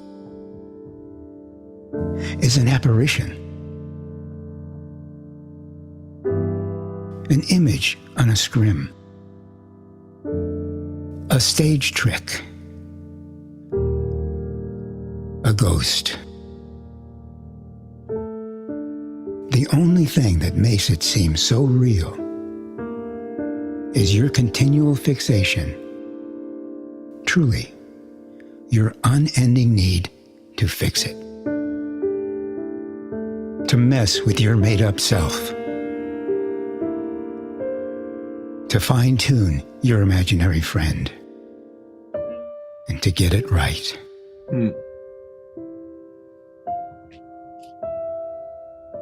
Your memoir, your 3-act play, your biopic is being written by you as you go along. Most of the plot is based on what happened in the previous chapters. Avoiding the mistakes of, improving on, regretting what we call the past. So for those of you who are smack in the middle of that epic entitled Life as Me, spoiler alert, the hero dies at the end.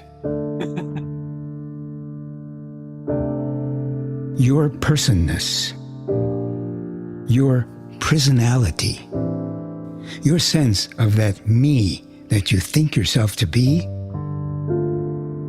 is a reality show in which you are the central character and also the biggest fan.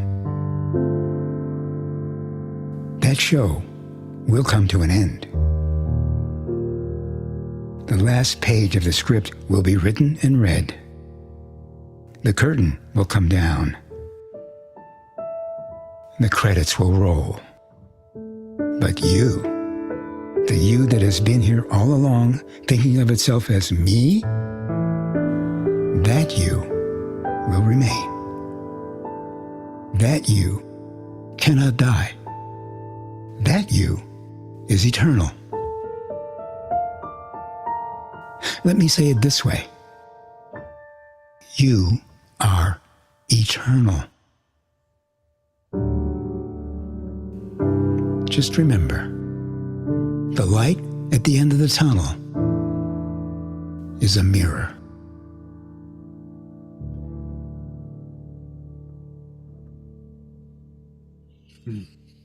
Now just don't say anything. Just let it drop.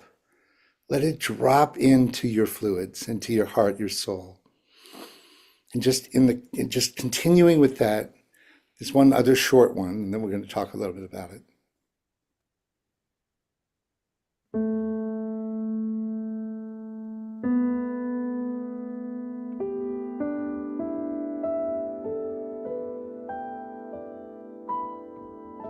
Any action taken in response to the mistaken assumption that something is missing or something is wrong or something needs to be remedied only reinforces the mistake.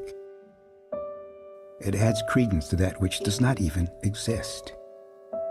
It gives rise to the world of illusion and makes it appear that fear is real and well-founded.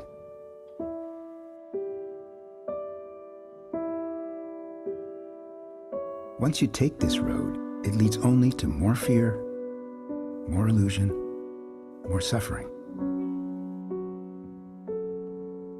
Stop. Do not act out of the assumption of lack or scarcity or brokenness. Refrain from acting until you can attain the state that sees all things as one thing.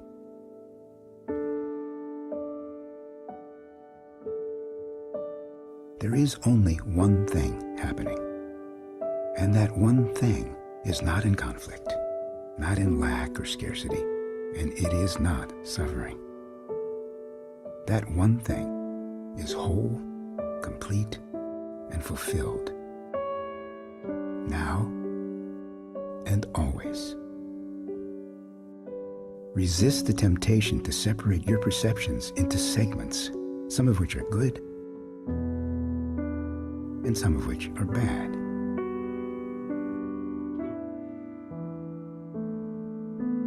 It is seductive to divide the one into understandable pieces. But that is the key that opens the door to suffering.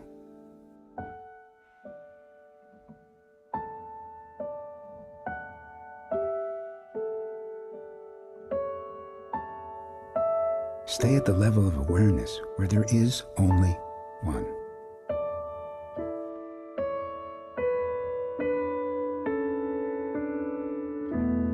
This requires that there be no judgment, no values of right and wrong. And this means that the perceiver must also disappear.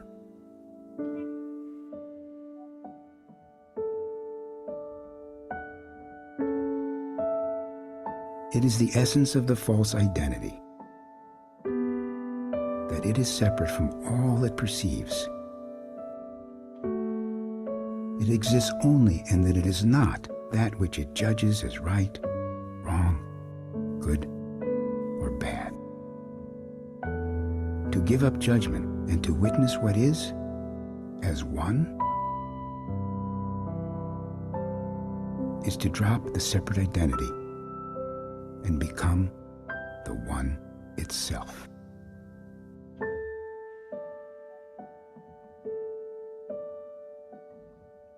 Which is who you are all along.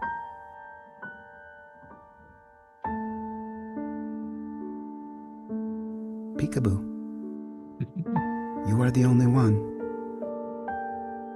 It's just that you're not the only one who is the only one.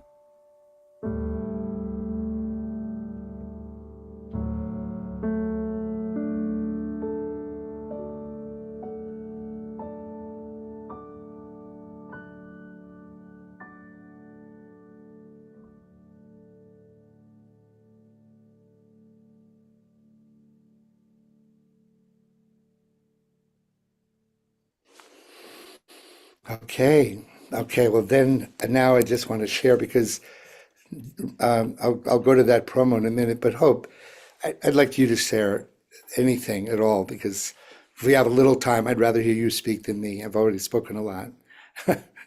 Just what are your impressions when you hear this?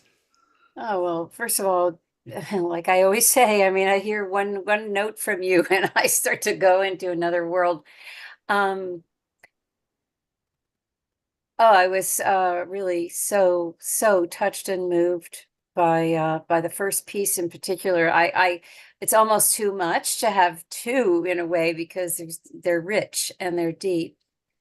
And this perception of the one, yet being ego identified or I just love the way he said that in that first one. Yeah. Having a hard time putting the second one aside to get back to the first one.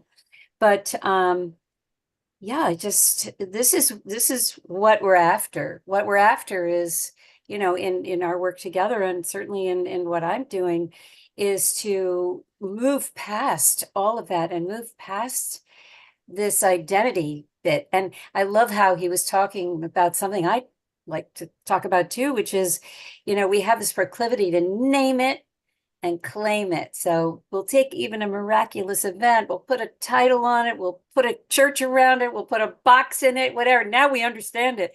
Yeah. And maybe try to recreate it. That's not how it works, Yeah. you know. So I feel like, you know, I wish I had known Neil, and but I feel like I'm getting to know him through these beautiful delightments. And I'm so aware of the fact that we're behind, that they went over time. So we really have to be mindful of, because we did get squeezed into this program at the last minute. So Yeah. that how this relates to the work we're doing this Saturday.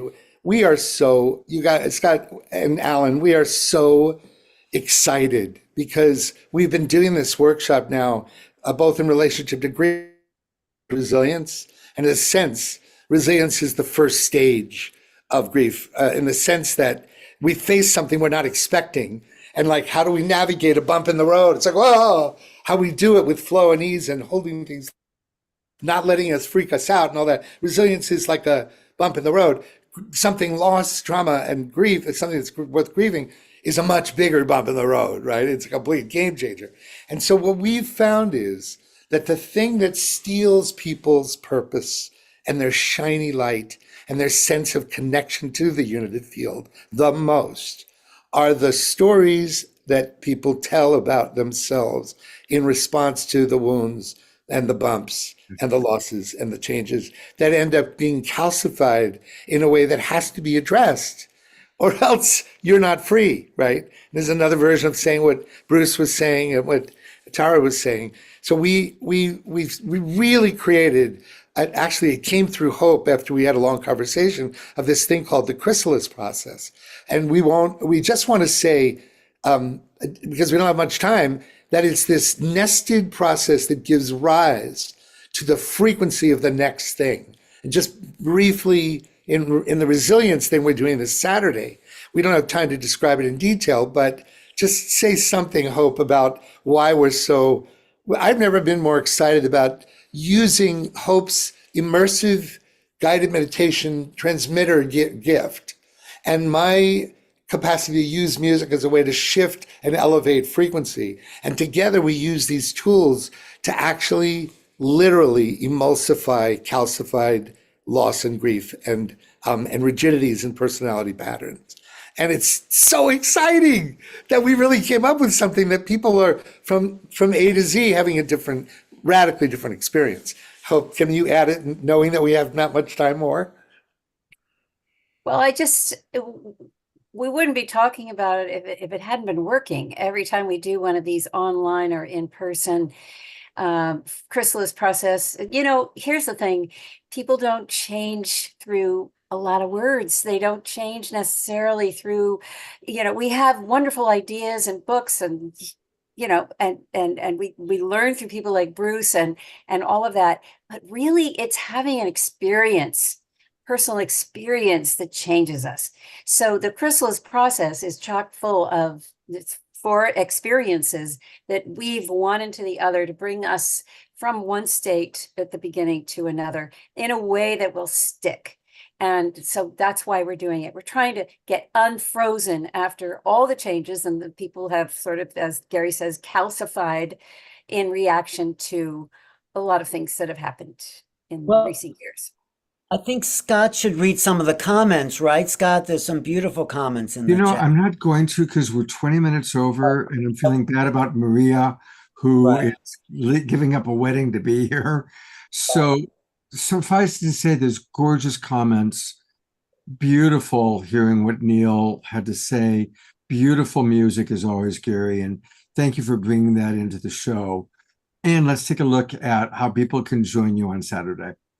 Yeah, thank you. And Scott, you know, I had one experience recently in a Unity Earth call. Somebody started to shout out about you. And I just have to say, I am so in awe of your commitment to being one of the most reliable, high frequency deliverers of wisdom and wisdom keepers. It's just so beautiful. I'm so touched and honored that I'm part of your tribe and family. And thank you for giving us this chance.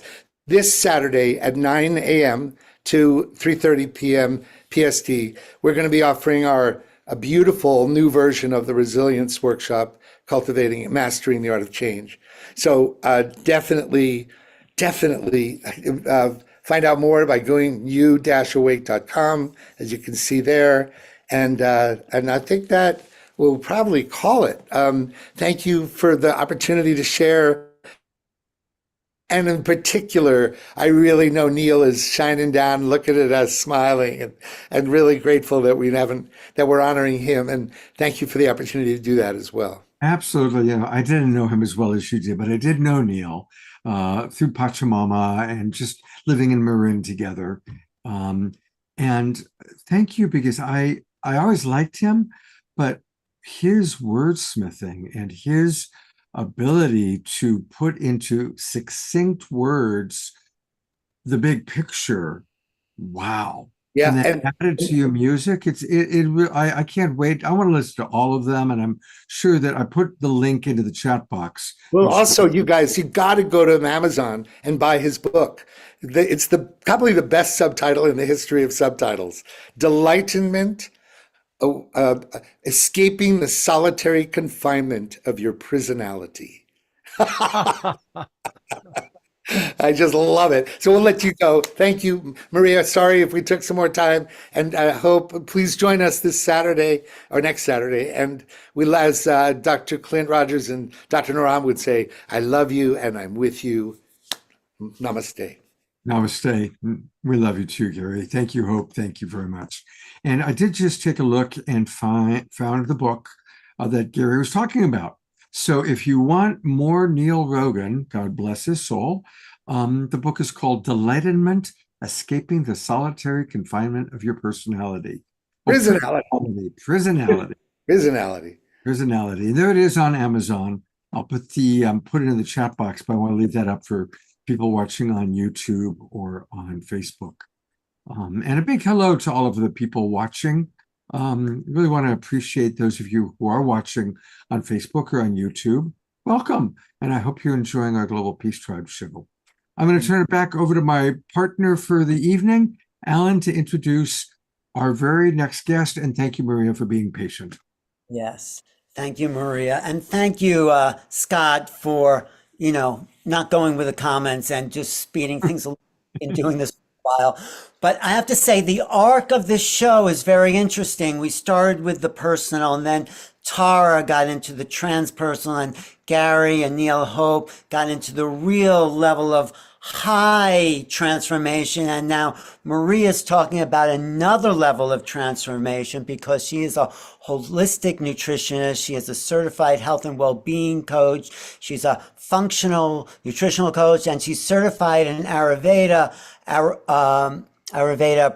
an Ayurveda practitioner, but some of her specialties is dealing with anxiety. So it kind of brings that around, and Ayurveda and anxiety is one of her focuses. So Maria, why don't you just jump in and talk about some of the methods to also change the personal and the bigger picture. So go ahead. Thanks for being here, Maria Tabone. Oh, thank you both so much for having me. I'm really honored to be here. Yeah, so I'll jump right in. So, Ayurveda, just to give you a little, for those of your listeners that may not be familiar with it, it's the ancient medical system of India. It's over 5,000 years old. It's the sister science to yoga. So Aryu means life and Veda means science or knowledge. So it translates to the science of life. And the philosophy in Ayurveda is that, optimal health is really the harmonious balance between the body, mind, spirit, and environment. And when one of these aspects are not aligned, it leads to disease or dis-ease in the body, and it just throws it out of balance. So in the case of, anxiety, where, they say there's 40 million adults in America that suffer from it, but I think that is probably a lot higher from people that don't talk about it. Just some still feel that it's a stigma. But Ayurveda believes that anxiety with most mental illness starts in the mind and then manifests in the body. When we are dwelling on negative or destructive thoughts, Those beliefs, as Bruce Lipton says, points out, become our biology, and they become the truth to us. And however, when we treat ourselves with love and compassion, and cultivate positive thoughts, well, those then become our reality. Just like being in love can make you feel joyful, but constant worry can manifest as physical symptoms, whether it's stomach ache, digestive issues, headaches, insomnia, and it affects each person differently. So, and prolonged stress can cause inflammation in the body and then lead to more serious health issues. So, Ayurveda says that our cells have wisdom and memories. So healing from within really requires addressing the whole, right? The mind, body, spirit, and environment. We hear that term all the time. But to calm the mind, we need to calm the body. And to calm the body, we need to calm the mind. So you're working on this entire system, which it's really essential to address the root cause of any issue. Because if you don't get to the root, we're basically putting a Band-Aid on the problem, temporarily covering it up until it resurfaces. Ayurveda really emphasizes that each person's unique, and since no two are alike, they all have to be treated as such, consider their bio-individuality. And there are three primary energies called what they call the doshas, which are unique to everyone, and they govern physical and mental processes in the body.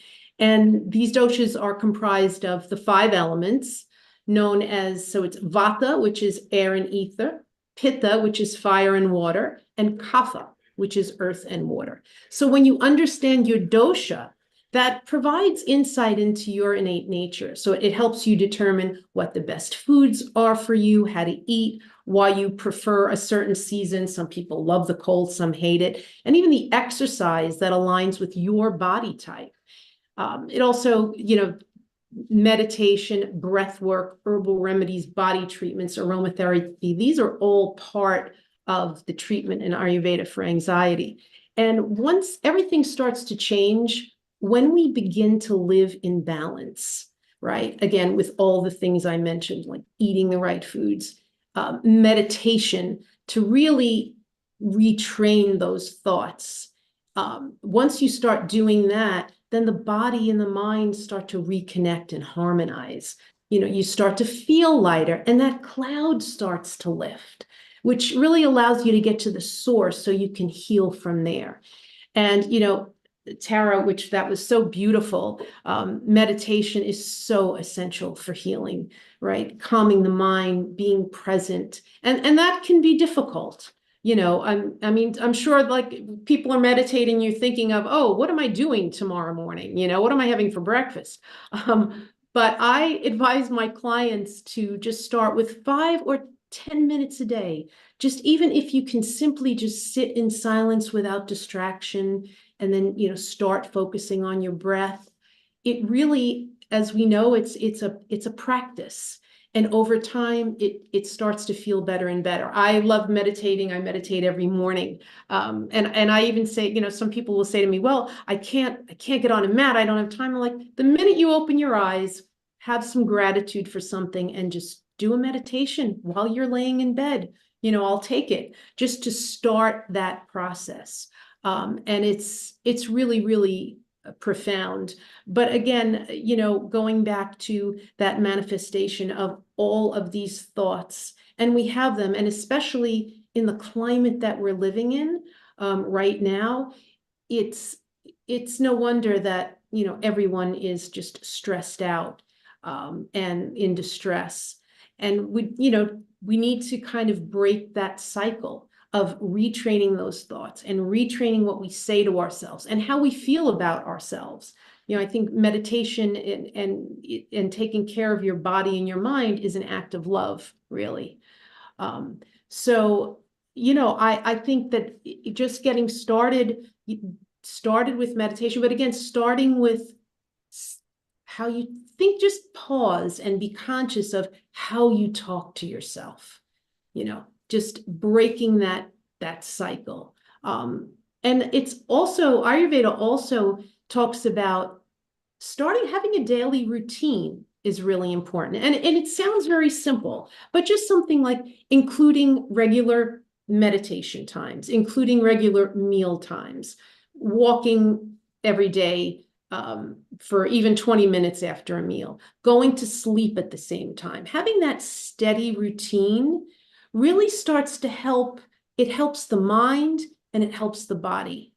So of course we know that electronics at night in the bedroom are very, very distracting. You want to try to turn the lights out by 10 p.m.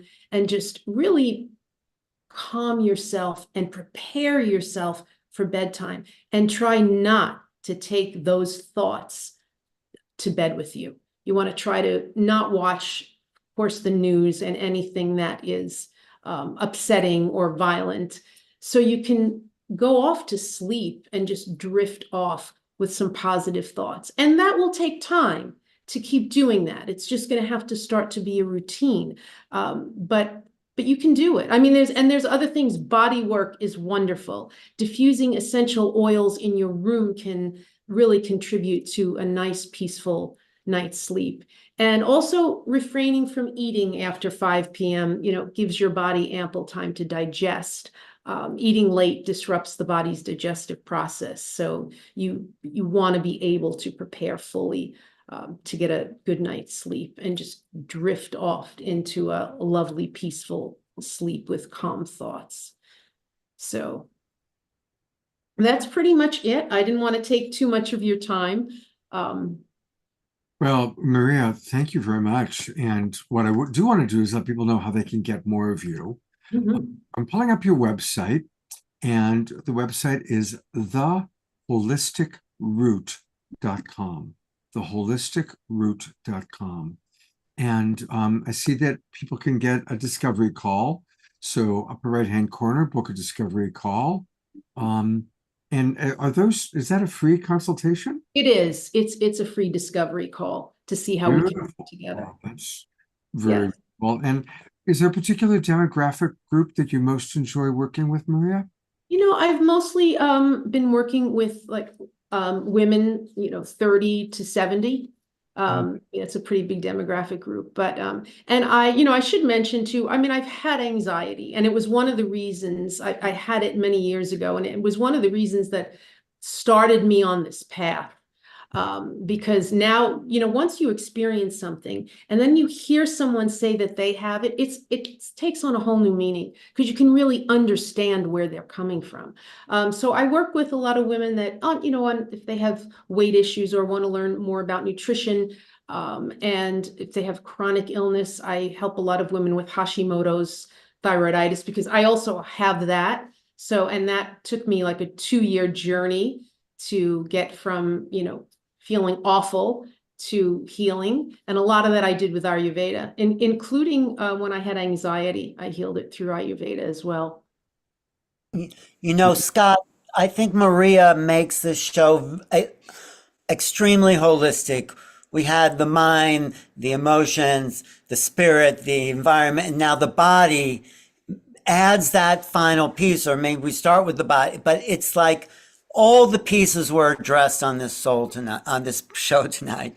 And I thank you, Maria, for all hanging around and waiting and just adding your beautiful piece to this beautiful global peace tribe that we have here. So, well, thank you so much for having me. I really appreciate it. This is beautiful.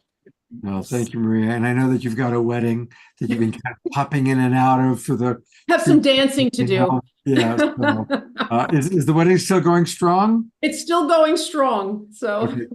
Okay, good. Have fun. Thanks for joining us today. Thank you so much, Maria. It's really wonderful to meet Namaste. you. Yeah.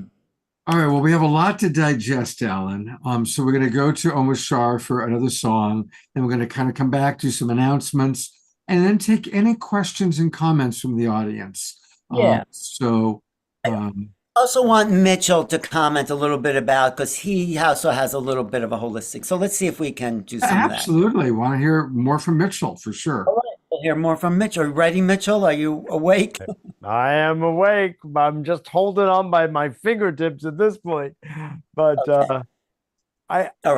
there's a lot to say, and I'm actually just going to give you a taste right now. But I will say that my overall perspective is, as a holistic psychotherapist who's also got involved in the use of energy fields, quantum energy fields, in my work with clients for many, many years. And that's what I do. It's a biofeedback system. And it's a lot to go into, and it's late, so I'm not going to go into depth. But I know there was something else, Alan, you wanted me to talk about, which had to do with my work with therapeutic theater, which is another aspect of my work, which has a lot to do with empathy training. And, you know, if you or Scott would like me to come back and really go into some depth, because it deserves it. And Well, just being, Scott's all you into know, empathy.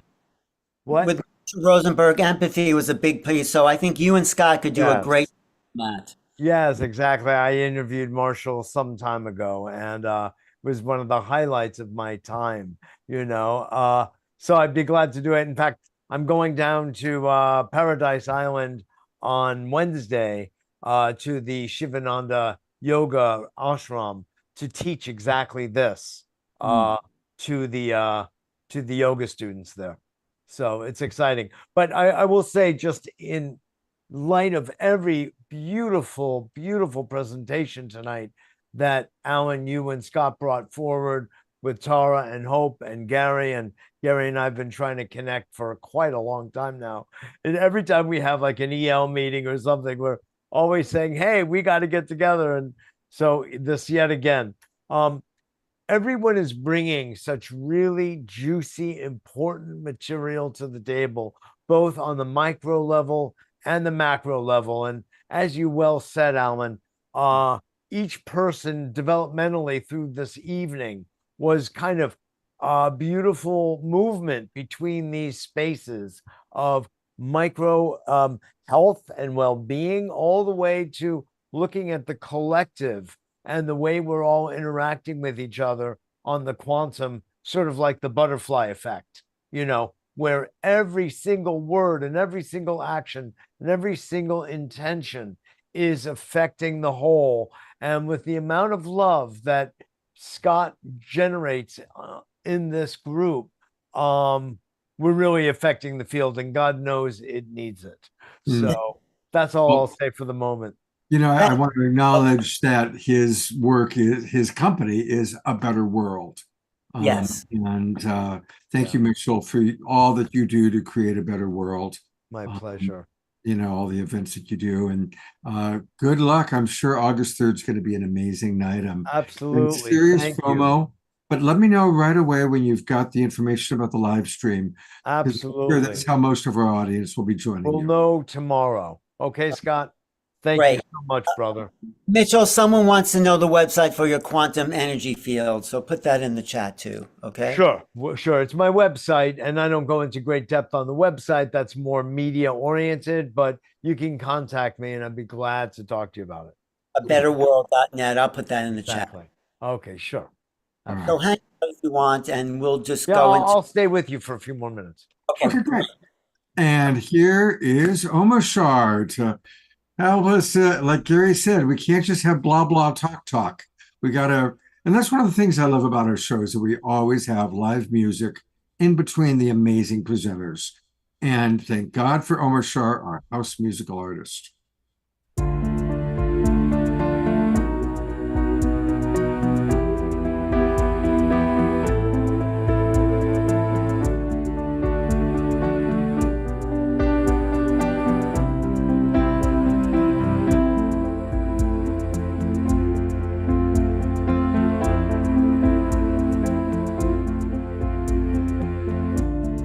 What if we could find a way to wipe away all tears and fears, all broken hearts, to clear the way for a brand new start?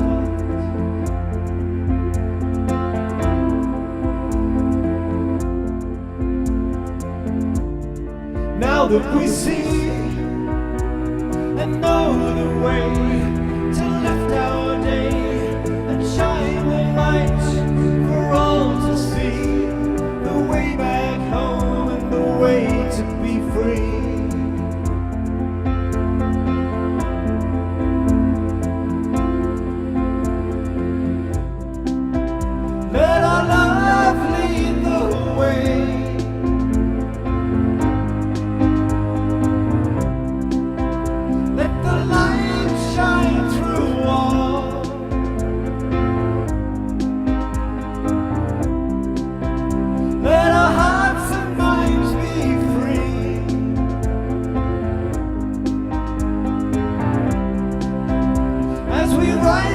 from the fall.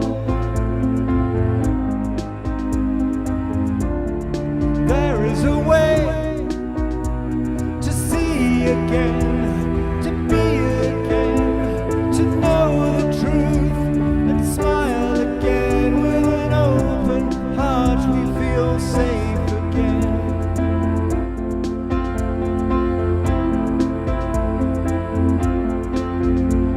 And now that we're free and we see that the way is to let our love show us a new way to be, and we relish the chance to be part of the dance that will recreate the world anew.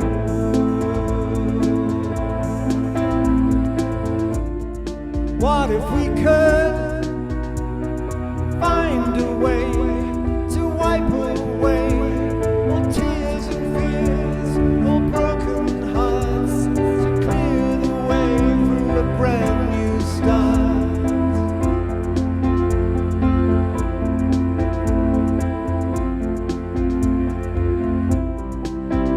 Let our love lead the way.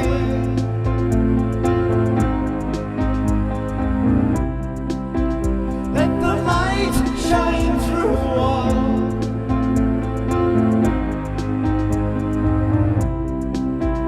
Let our hearts and minds be free.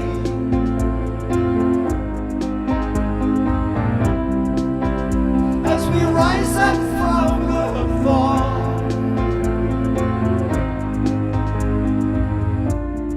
There is a way to see again, to be again, to know the truth, to smile again. With an open heart we feel safe again,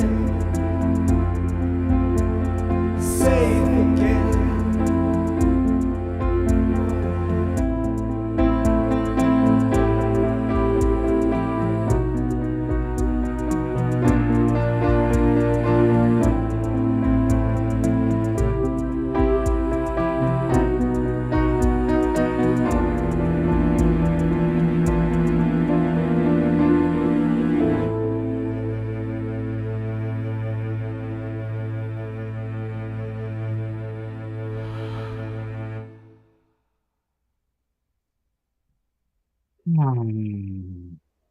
Thank you.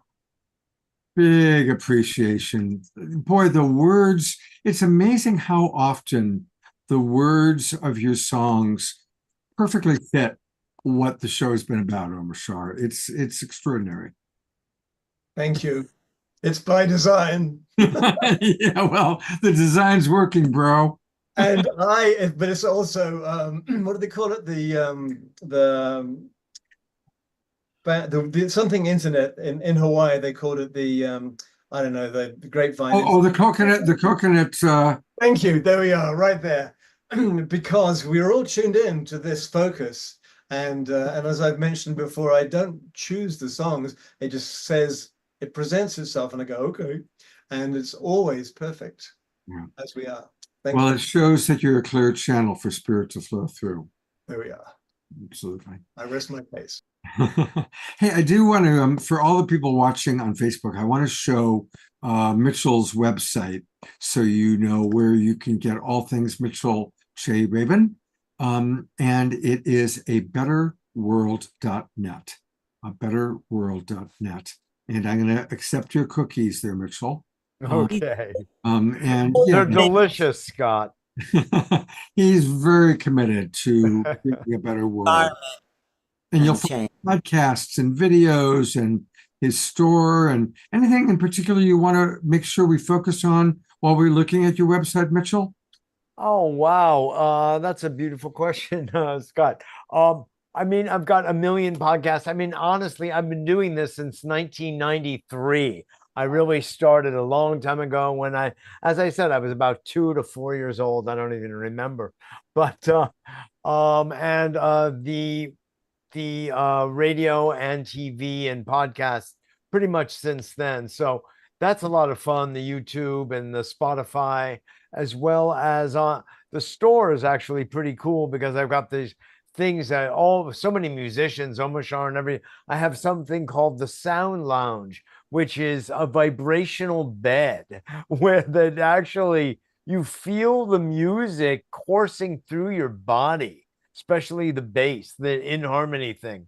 And it's just a beautiful experience. And Alan knows I had a healing center called the Center for Creative Well-Being that had one of these sound beds that was sort of like a dry flotation tank. I have one of those as well.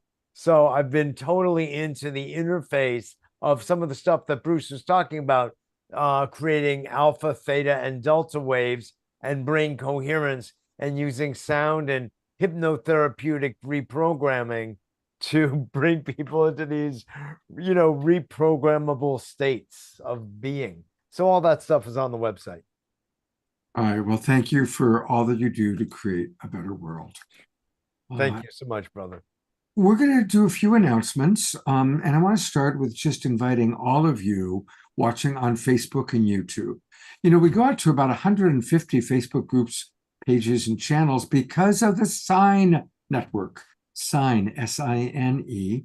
And that, of course, is John and Summer Raymer. Our Global Peace Tribe family knows them well. By the way, Summer is just announced 4 more dance-a-thons. They're going to be 4 hours at a time, a little bit more doable. And we're going to have Summer on the show next Saturday night, so you'll learn all about it then. But anyway, thank you, John and Summer, for all you do with the Sign Network. And for those of you who are watching, come join us. Come join the Global Peace Tribe, just like what's behind me, Global Peace Tribe.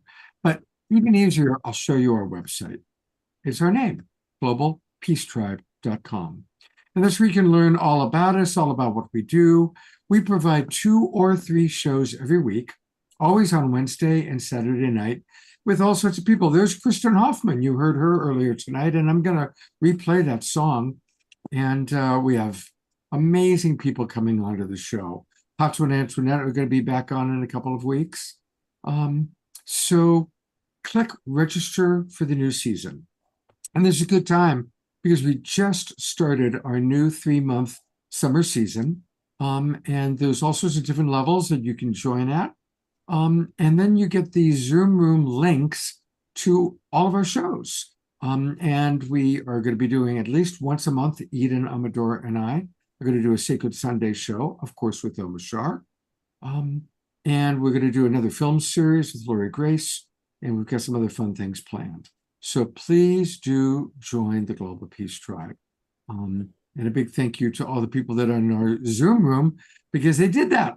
The people that are here are the people that have joined our subscribers. And we do need subscribers to keep this going. So thank you, everybody, for that. I'm going to turn over to Christy Michaels, who's got a brief announcement about something that we always enjoy every year. We would like to promote this. So take it away, Christy. Hi, thank you, Scott. Oh, as usual, what a great show.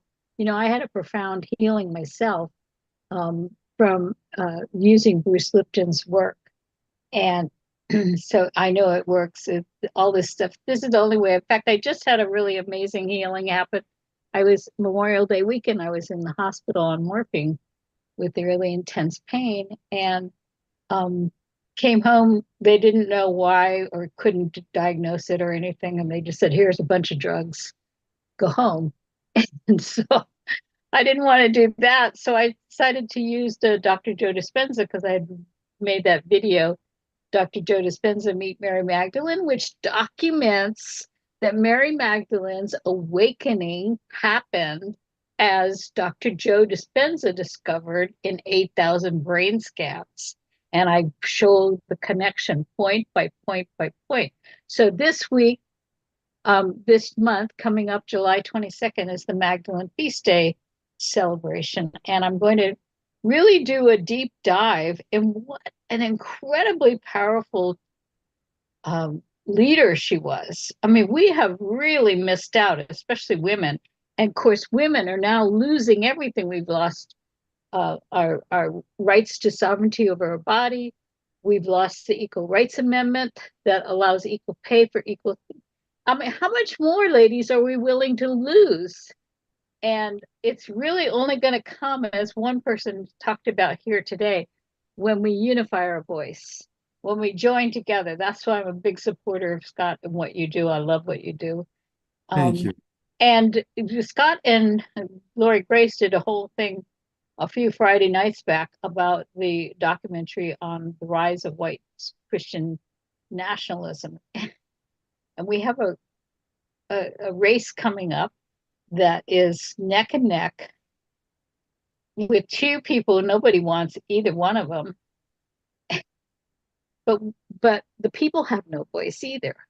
So it's really behooves us to really get with these quantum field manifestation principles. And this is going to be where we're going to do the deep dive on the Magdalene feast day, because you can't find anyone more powerful. You're hearing all about her. She's coming up, she's rising.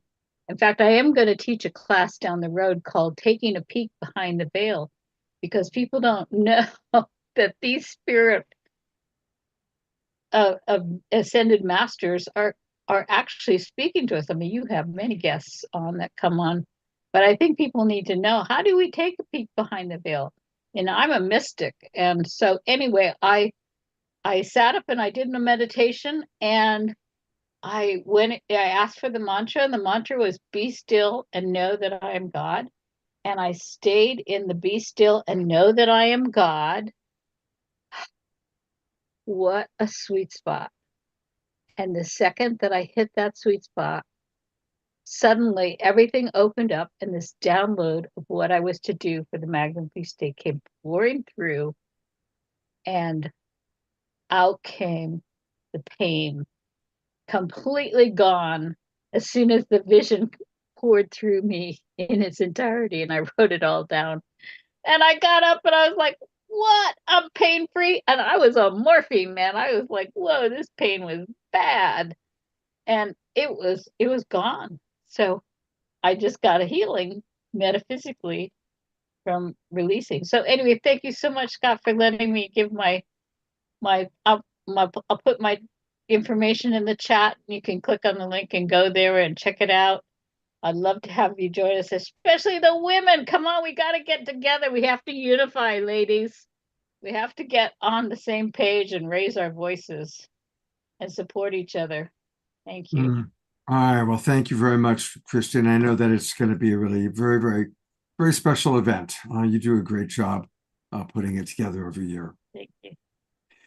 So, she mentioned the film series that Lori and I have started on Christian nationalism. Now, I've always been very careful with this show not to go political, but to keep things as informational and inspirational as possible. But I do have to say, I do believe our democracy is being threatened right now.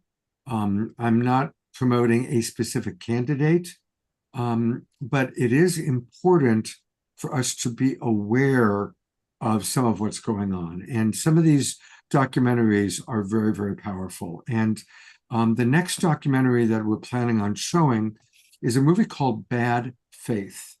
And it's about the rise of the very fanatical Christian nationalist movement, which has very little to do with the true spirit of the Christ. It really actually historically shows that it goes all the way back to the Ku Klux Klan, because it's a similar vision. The vision and the very warped idea that America was created by God to be a country that is white male dominated, and that minorities are subservient. And that's the vision going on back to the KKK, but it's also the same vision of these leaders that have a lot of power. So it's an important movie. It's painful to watch, you guys, and it's important to watch. So what we're going to do this time is we're going to ask everybody to go ahead and rent the movie on their own. Rent it or buy it. It's called Bad Faith. And then we're going to have a discussion about it, a film discussion about it on either Sunday, July 21st or Sunday, July 28th. I'll send out an email to all of our subscribers. This is for subscribers only. This time we're asking you to go ahead and rent it, watch it on your own in your own time, and then we're going to have a discussion on Sunday the 21st or Sunday the 28th to talk about it. It'll be in the afternoon. And this is important for us to know about. So, thank you very much for this part of what we're doing. It's a little bit different from our normal shows.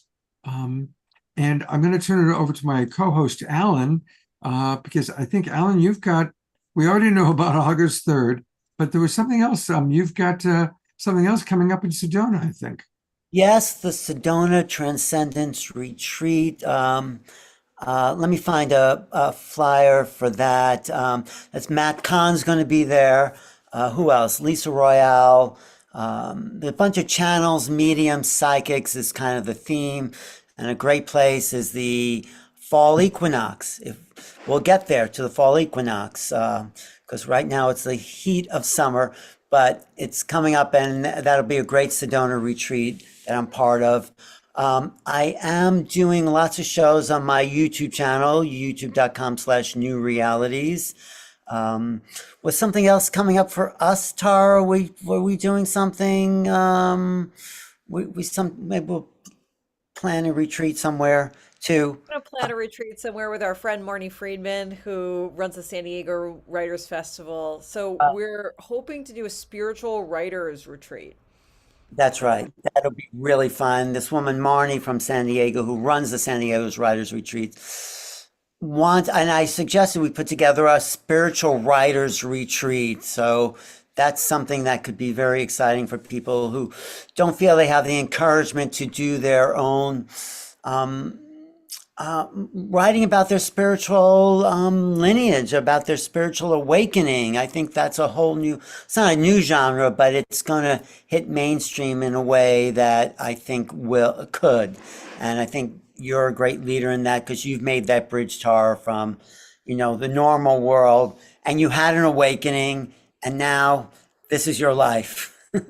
Right. And it would have been so helpful to read stories of other people, memoirs of other people who have gone through something similar. And I think as a scientist, I'd like to collect that data too, because as people are using the method, as people are using vibration to get themselves out of ego, they're having these transformative experiences, and they're not always, so sweet and sunny and full of rainbows. Some of these spiritual awakenings are rude awakenings. And so I think we need these stories to help shepherd us through the process and create community. Well, that's one of the things Scott's really good at, digging into those places that can be uncomfortable and bringing that out and talking about it, and not patting everyone on the head, but let's go to some of the difficult places and acknowledge the guilt, the pain, the suffering, instead of making it all nice. And that's the great thing about Marshall Rosenberg. You have something to say about that, Scott? Yes, please jump in. Well, just, look, I think we all know that this is it. I mean, this is the next 10 years. There's going to be massive change, and some of it's going to be very uncomfortable. And let's face it, we're all pretty blessed. We live in America. We're white. We have money. We're older. We're pretty safe. And doesn't mean we're completely safe, but we're relatively safe.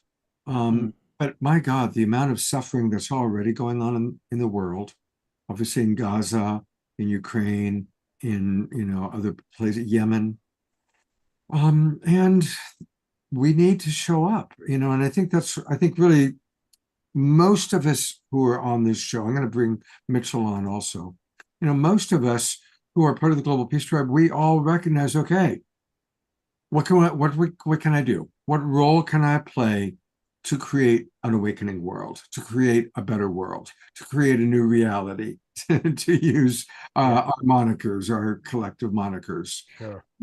So, there's a lot to do, and we all have a role to play. Well, that's what was Scott, I tell people all the time when they say, are you on this side or are you on that?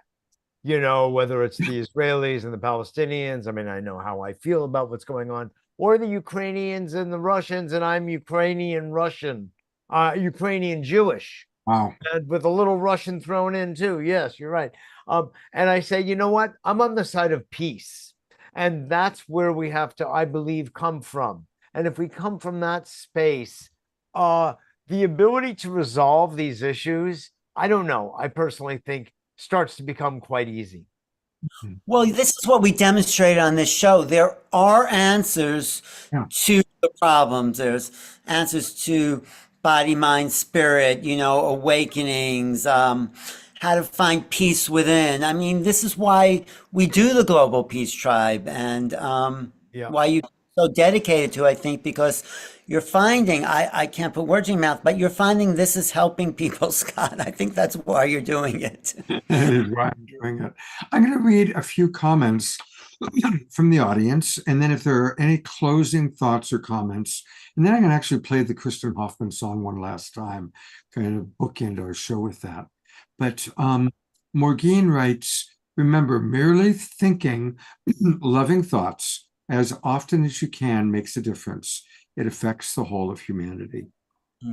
This reminded me of what Maria suggested, just living in gratitude, being as grateful as we possibly can be. Ayada writes, I don't feel entirely safe with current global situations myself, but I accept it as part of the mission many of us undertook to be present on the planet during this era of transformation. However, I feel deep concern for all of my grandchildren who did not have the benefit of knowing the world when it was still relatively whole and healthy. Isn't that true? Let's face it, most of us are in the, you know, our final third of life, the four, you know, not maybe Tara, but you know, we've had great decades. You know, we've had really great decades, and yeah, my friends, you know, my clients that are bringing in children right now, that's tough. That's Well, tough. you know, Scott, I think the show we're going to do next, the next Making Contact show, is a little bit of hope that maybe we can get some assistance from outside the egoic, and it's all ego, Tara, all the wars, all the suffering that humanity has put upon itself. And you know, we are our own worst enemy. So when people say they fear what's coming from, you know, outer space, wherever it's coming from, it couldn't be worse than what we've done to each other. And probably it's a lot better. And I do think, not to give false hope, but we're part of a bigger environment. That's sort of the Making Contact shows that we're doing. And we can look that life is an emergent property of creation. And the idea is to honor life and the force and the compassion and the love that you know, Einstein said the question comes down, are we living in a compassionate universe? I think we are. But what humans have done to the planet, I mean, the first thing Bruce said is we've had this garden and we've made war on the garden. So how do we make peace? A garden is, like Bruce said, it is the epitome of harmony. Everything flows, and we have this garden and we can return to it. And I think that's our destiny. One more thing I want to say about Tara is when she's been doing these meditations, she's been going into these bliss states. And Tara, you want to say something about that? Because you keep saying, oh, I have stuff to do and you're in this bliss state. But the bliss state, describe your bliss state, because that's really where we all want to go to. Sure, and I'll tie it back to the state of the world if I can.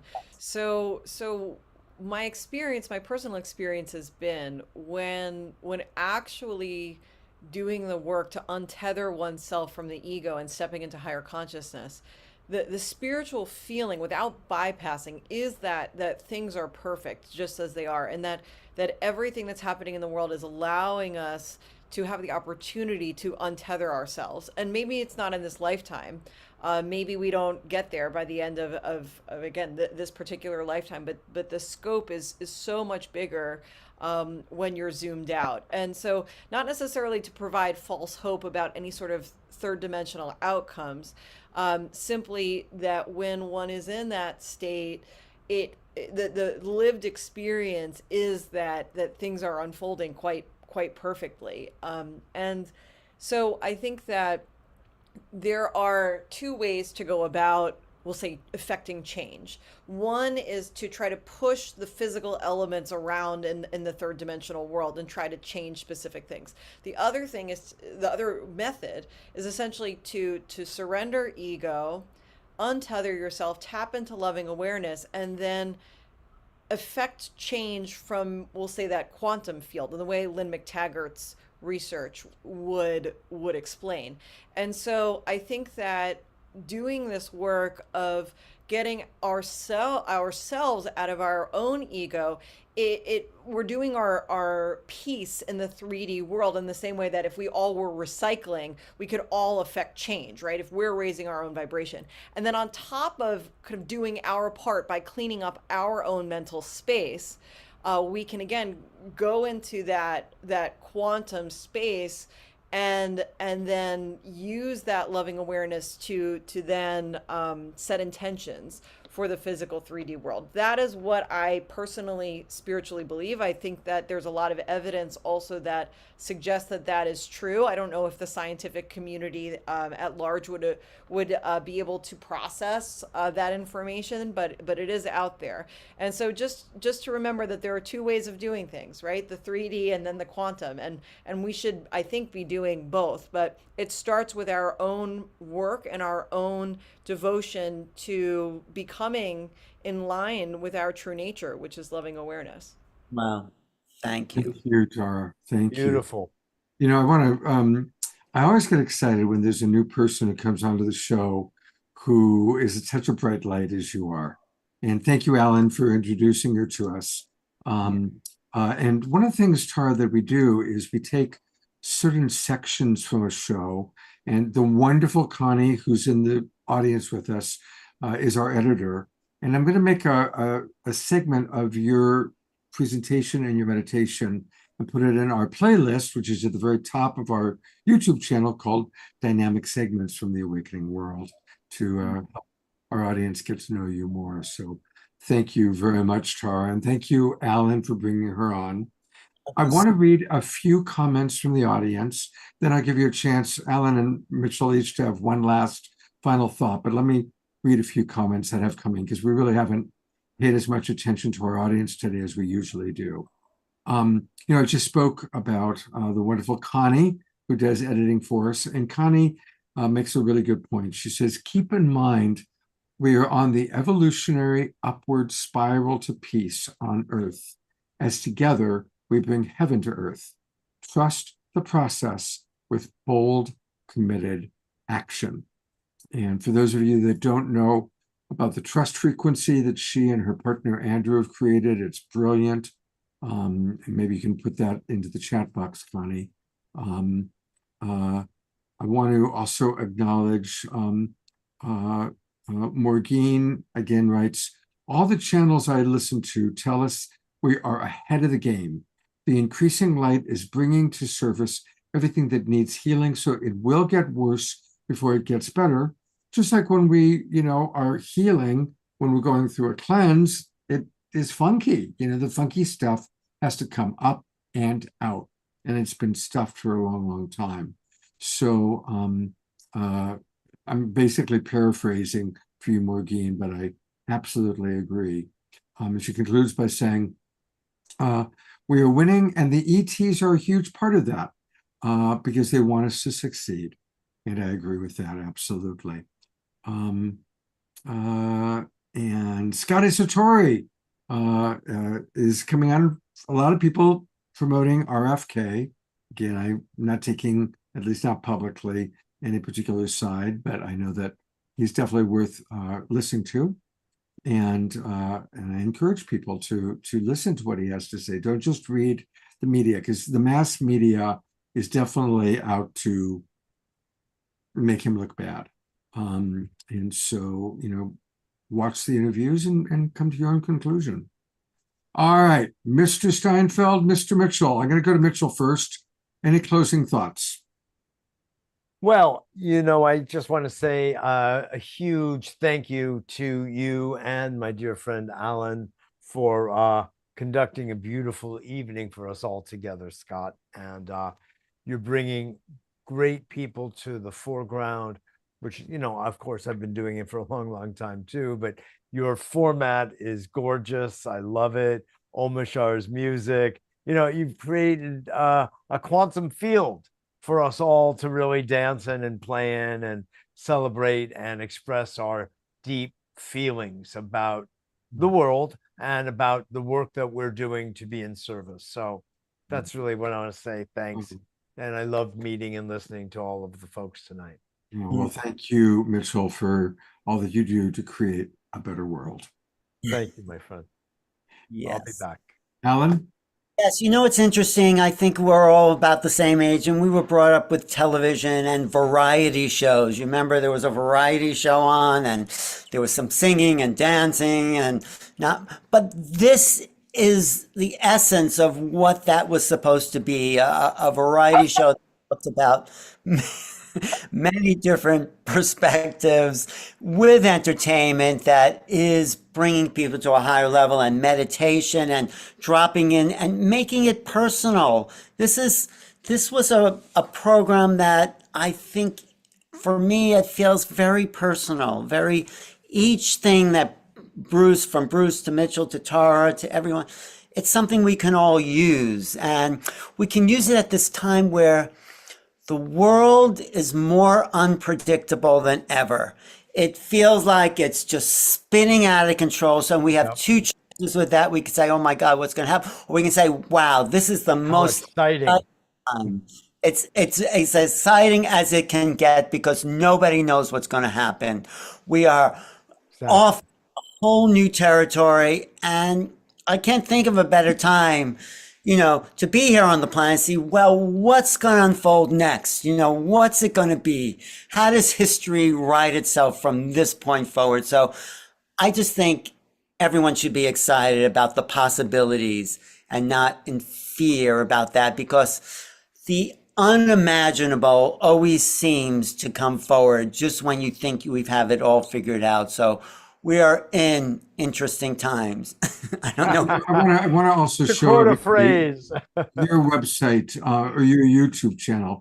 My YouTube channel, a lot of my work, there's that. It's a lot of interviews. As you just scroll past the interview through, there's one with Joe Dispenza. I just did one on the Iconic Takeover, something I've been studying a lot. Paul Lowe's an old friend, lots of UFO stuff. I have this whole UFO panel discussion thing, and there's something there with Edgar Mitchell. There's Matt Kahn. Yes, I'm hosting the Contact in the Desert panel there in the middle there. Freddie Silver was a great interview. JJ Hertog and Desiree have been longtime guests on the show. So thank you. I clicked the UFO panel there. But anyway, it's New Realities. Go to youtube.com/New Realities. So many amazing interviews and so much great work that both of you have been doing for a very long time. Right. And you can order my book, Making Contact, online on Amazon. I think I'll put a link in the chat. And Scott, it's always fun to do these things with you. This is probably our 5th or 6th or 7th time. And we scheduled, we're going to do our next one together on September 7th. Will be the next Making Contact with Alan. So looking forward to creating that with you. There's lots of things happening in the disclosure world right now. Danny Sheehan is in Washington, really fighting for UFO disclosure. Lou Elizondo, who was one of the first whistleblowers to come forward, is releasing a new book called Eminent. That's already on the bestseller list, and it hasn't even been released. Eminent. Wow. That's good to know. Blow it wide open. So, it doesn't matter who's president or whatever. There's a bigger picture coming online, and we're all part of that. So absolutely. Thank Very you. good point. Thank you for creating a wonderful show. Thank you. Best of luck on August 3rd. Get me the live stream information. And we're going to do something we've never done in over 500 shows. We're going to play the same video at the beginning, at the end, only Kristen Hoffman, because she is so magical. What a wonderful way to start and end this show. Here we go with Kristen. Hello, dear ones of the awakening world. It's such an honor to be with you. I love this, our topic tonight, transforming the ego mind into infinite possibilities. I think we notice when the ego mind is activated because we experience a lot more separation and fear. When we feel ourselves trying to calculate how we can get ahead or continue to thrive, and a lot of the fears that come up around those subjects, or fearing that, oh, someone's gonna get ahead of us, or get the job that we want, whatnot. We are in the ego mind. And when we're in that mind, we're experiencing a lot of divisiveness. I think it's very important to really go back to the core of our humanity and realize that we are all connected and that we're all in this together. And when we can really start to resonate with that oneness, with the virtues that connect us at the core, immediately all kinds of possibilities open up where we can find greater collaboration with each other, positive possibility, even with people and beings that we would usually think we have nothing in common with, or even who have totally different belief systems from ours. We can begin to synergize and find possibility where, when we're in our ego mind, everything is closed off. So I thought I would play this song that I feel is very important for these times. I know I've played it before on the Awakening World, but I just feel like this message couldn't be repeated enough right now. When the hate comes, let there be love. Let's practice this together. When we feel that ego mind, when we feel that separation or even expressions of hate, can we challenge ourselves to open, expand, and let in the love of who we are, the love of our connectivity, and discover the possibilities that exist when we open. Here we go.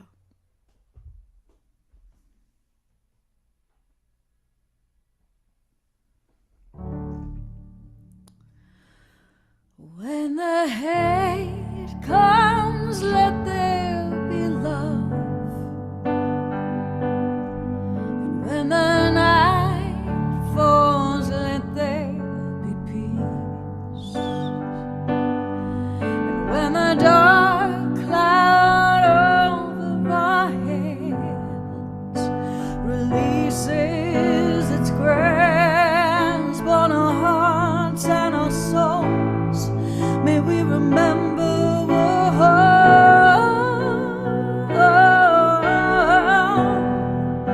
connected at the core.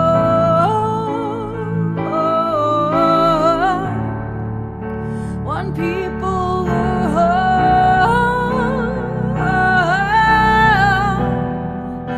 connected at the core of it all. And when the fear comes, let there be love. When the tears fall, let there be peace. And when the violent fist of the lost ones crashes down, breaks our hearts, strains our souls, may we remember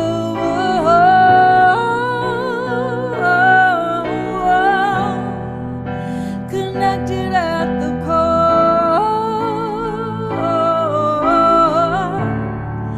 One people were whole.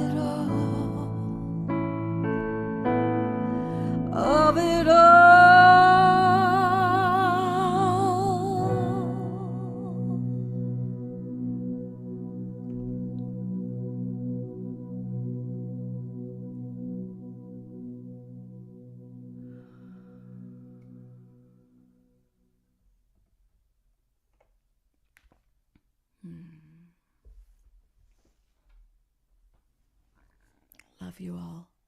Stay connected. Remember your humanity.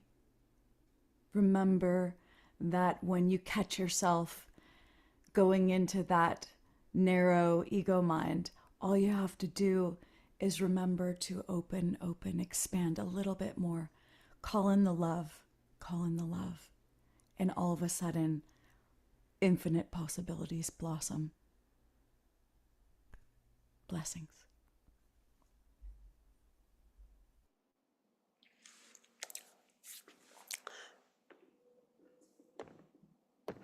We are all connected at the core. We truly are. I think you should play that at the end of every show, Scott. That's so good. It's so powerful. It is so. I might do that. I actually might play it more often. Right. I'm going to bring up all of our key wonderful people. My co-host for tonight, Alan. Thank you so much. Our Really? beloved house musical artist, Omashar. And our wonderful new friend, Dr. Tara. What a blessing to meet you and to have you with us. I think Mitchell signed off. And I always let people know what we've got coming up. On Wednesday night, we're going to be providing some wonderful healings for people. We've got several amazing healers with different ways of doing it. Ellie Pouchette, Carrie Chinner, Danny Powaski, and we'll conclude with a KES group healing with Norman Love. I know many of you have really enjoyed Norman when he's been with us in the past.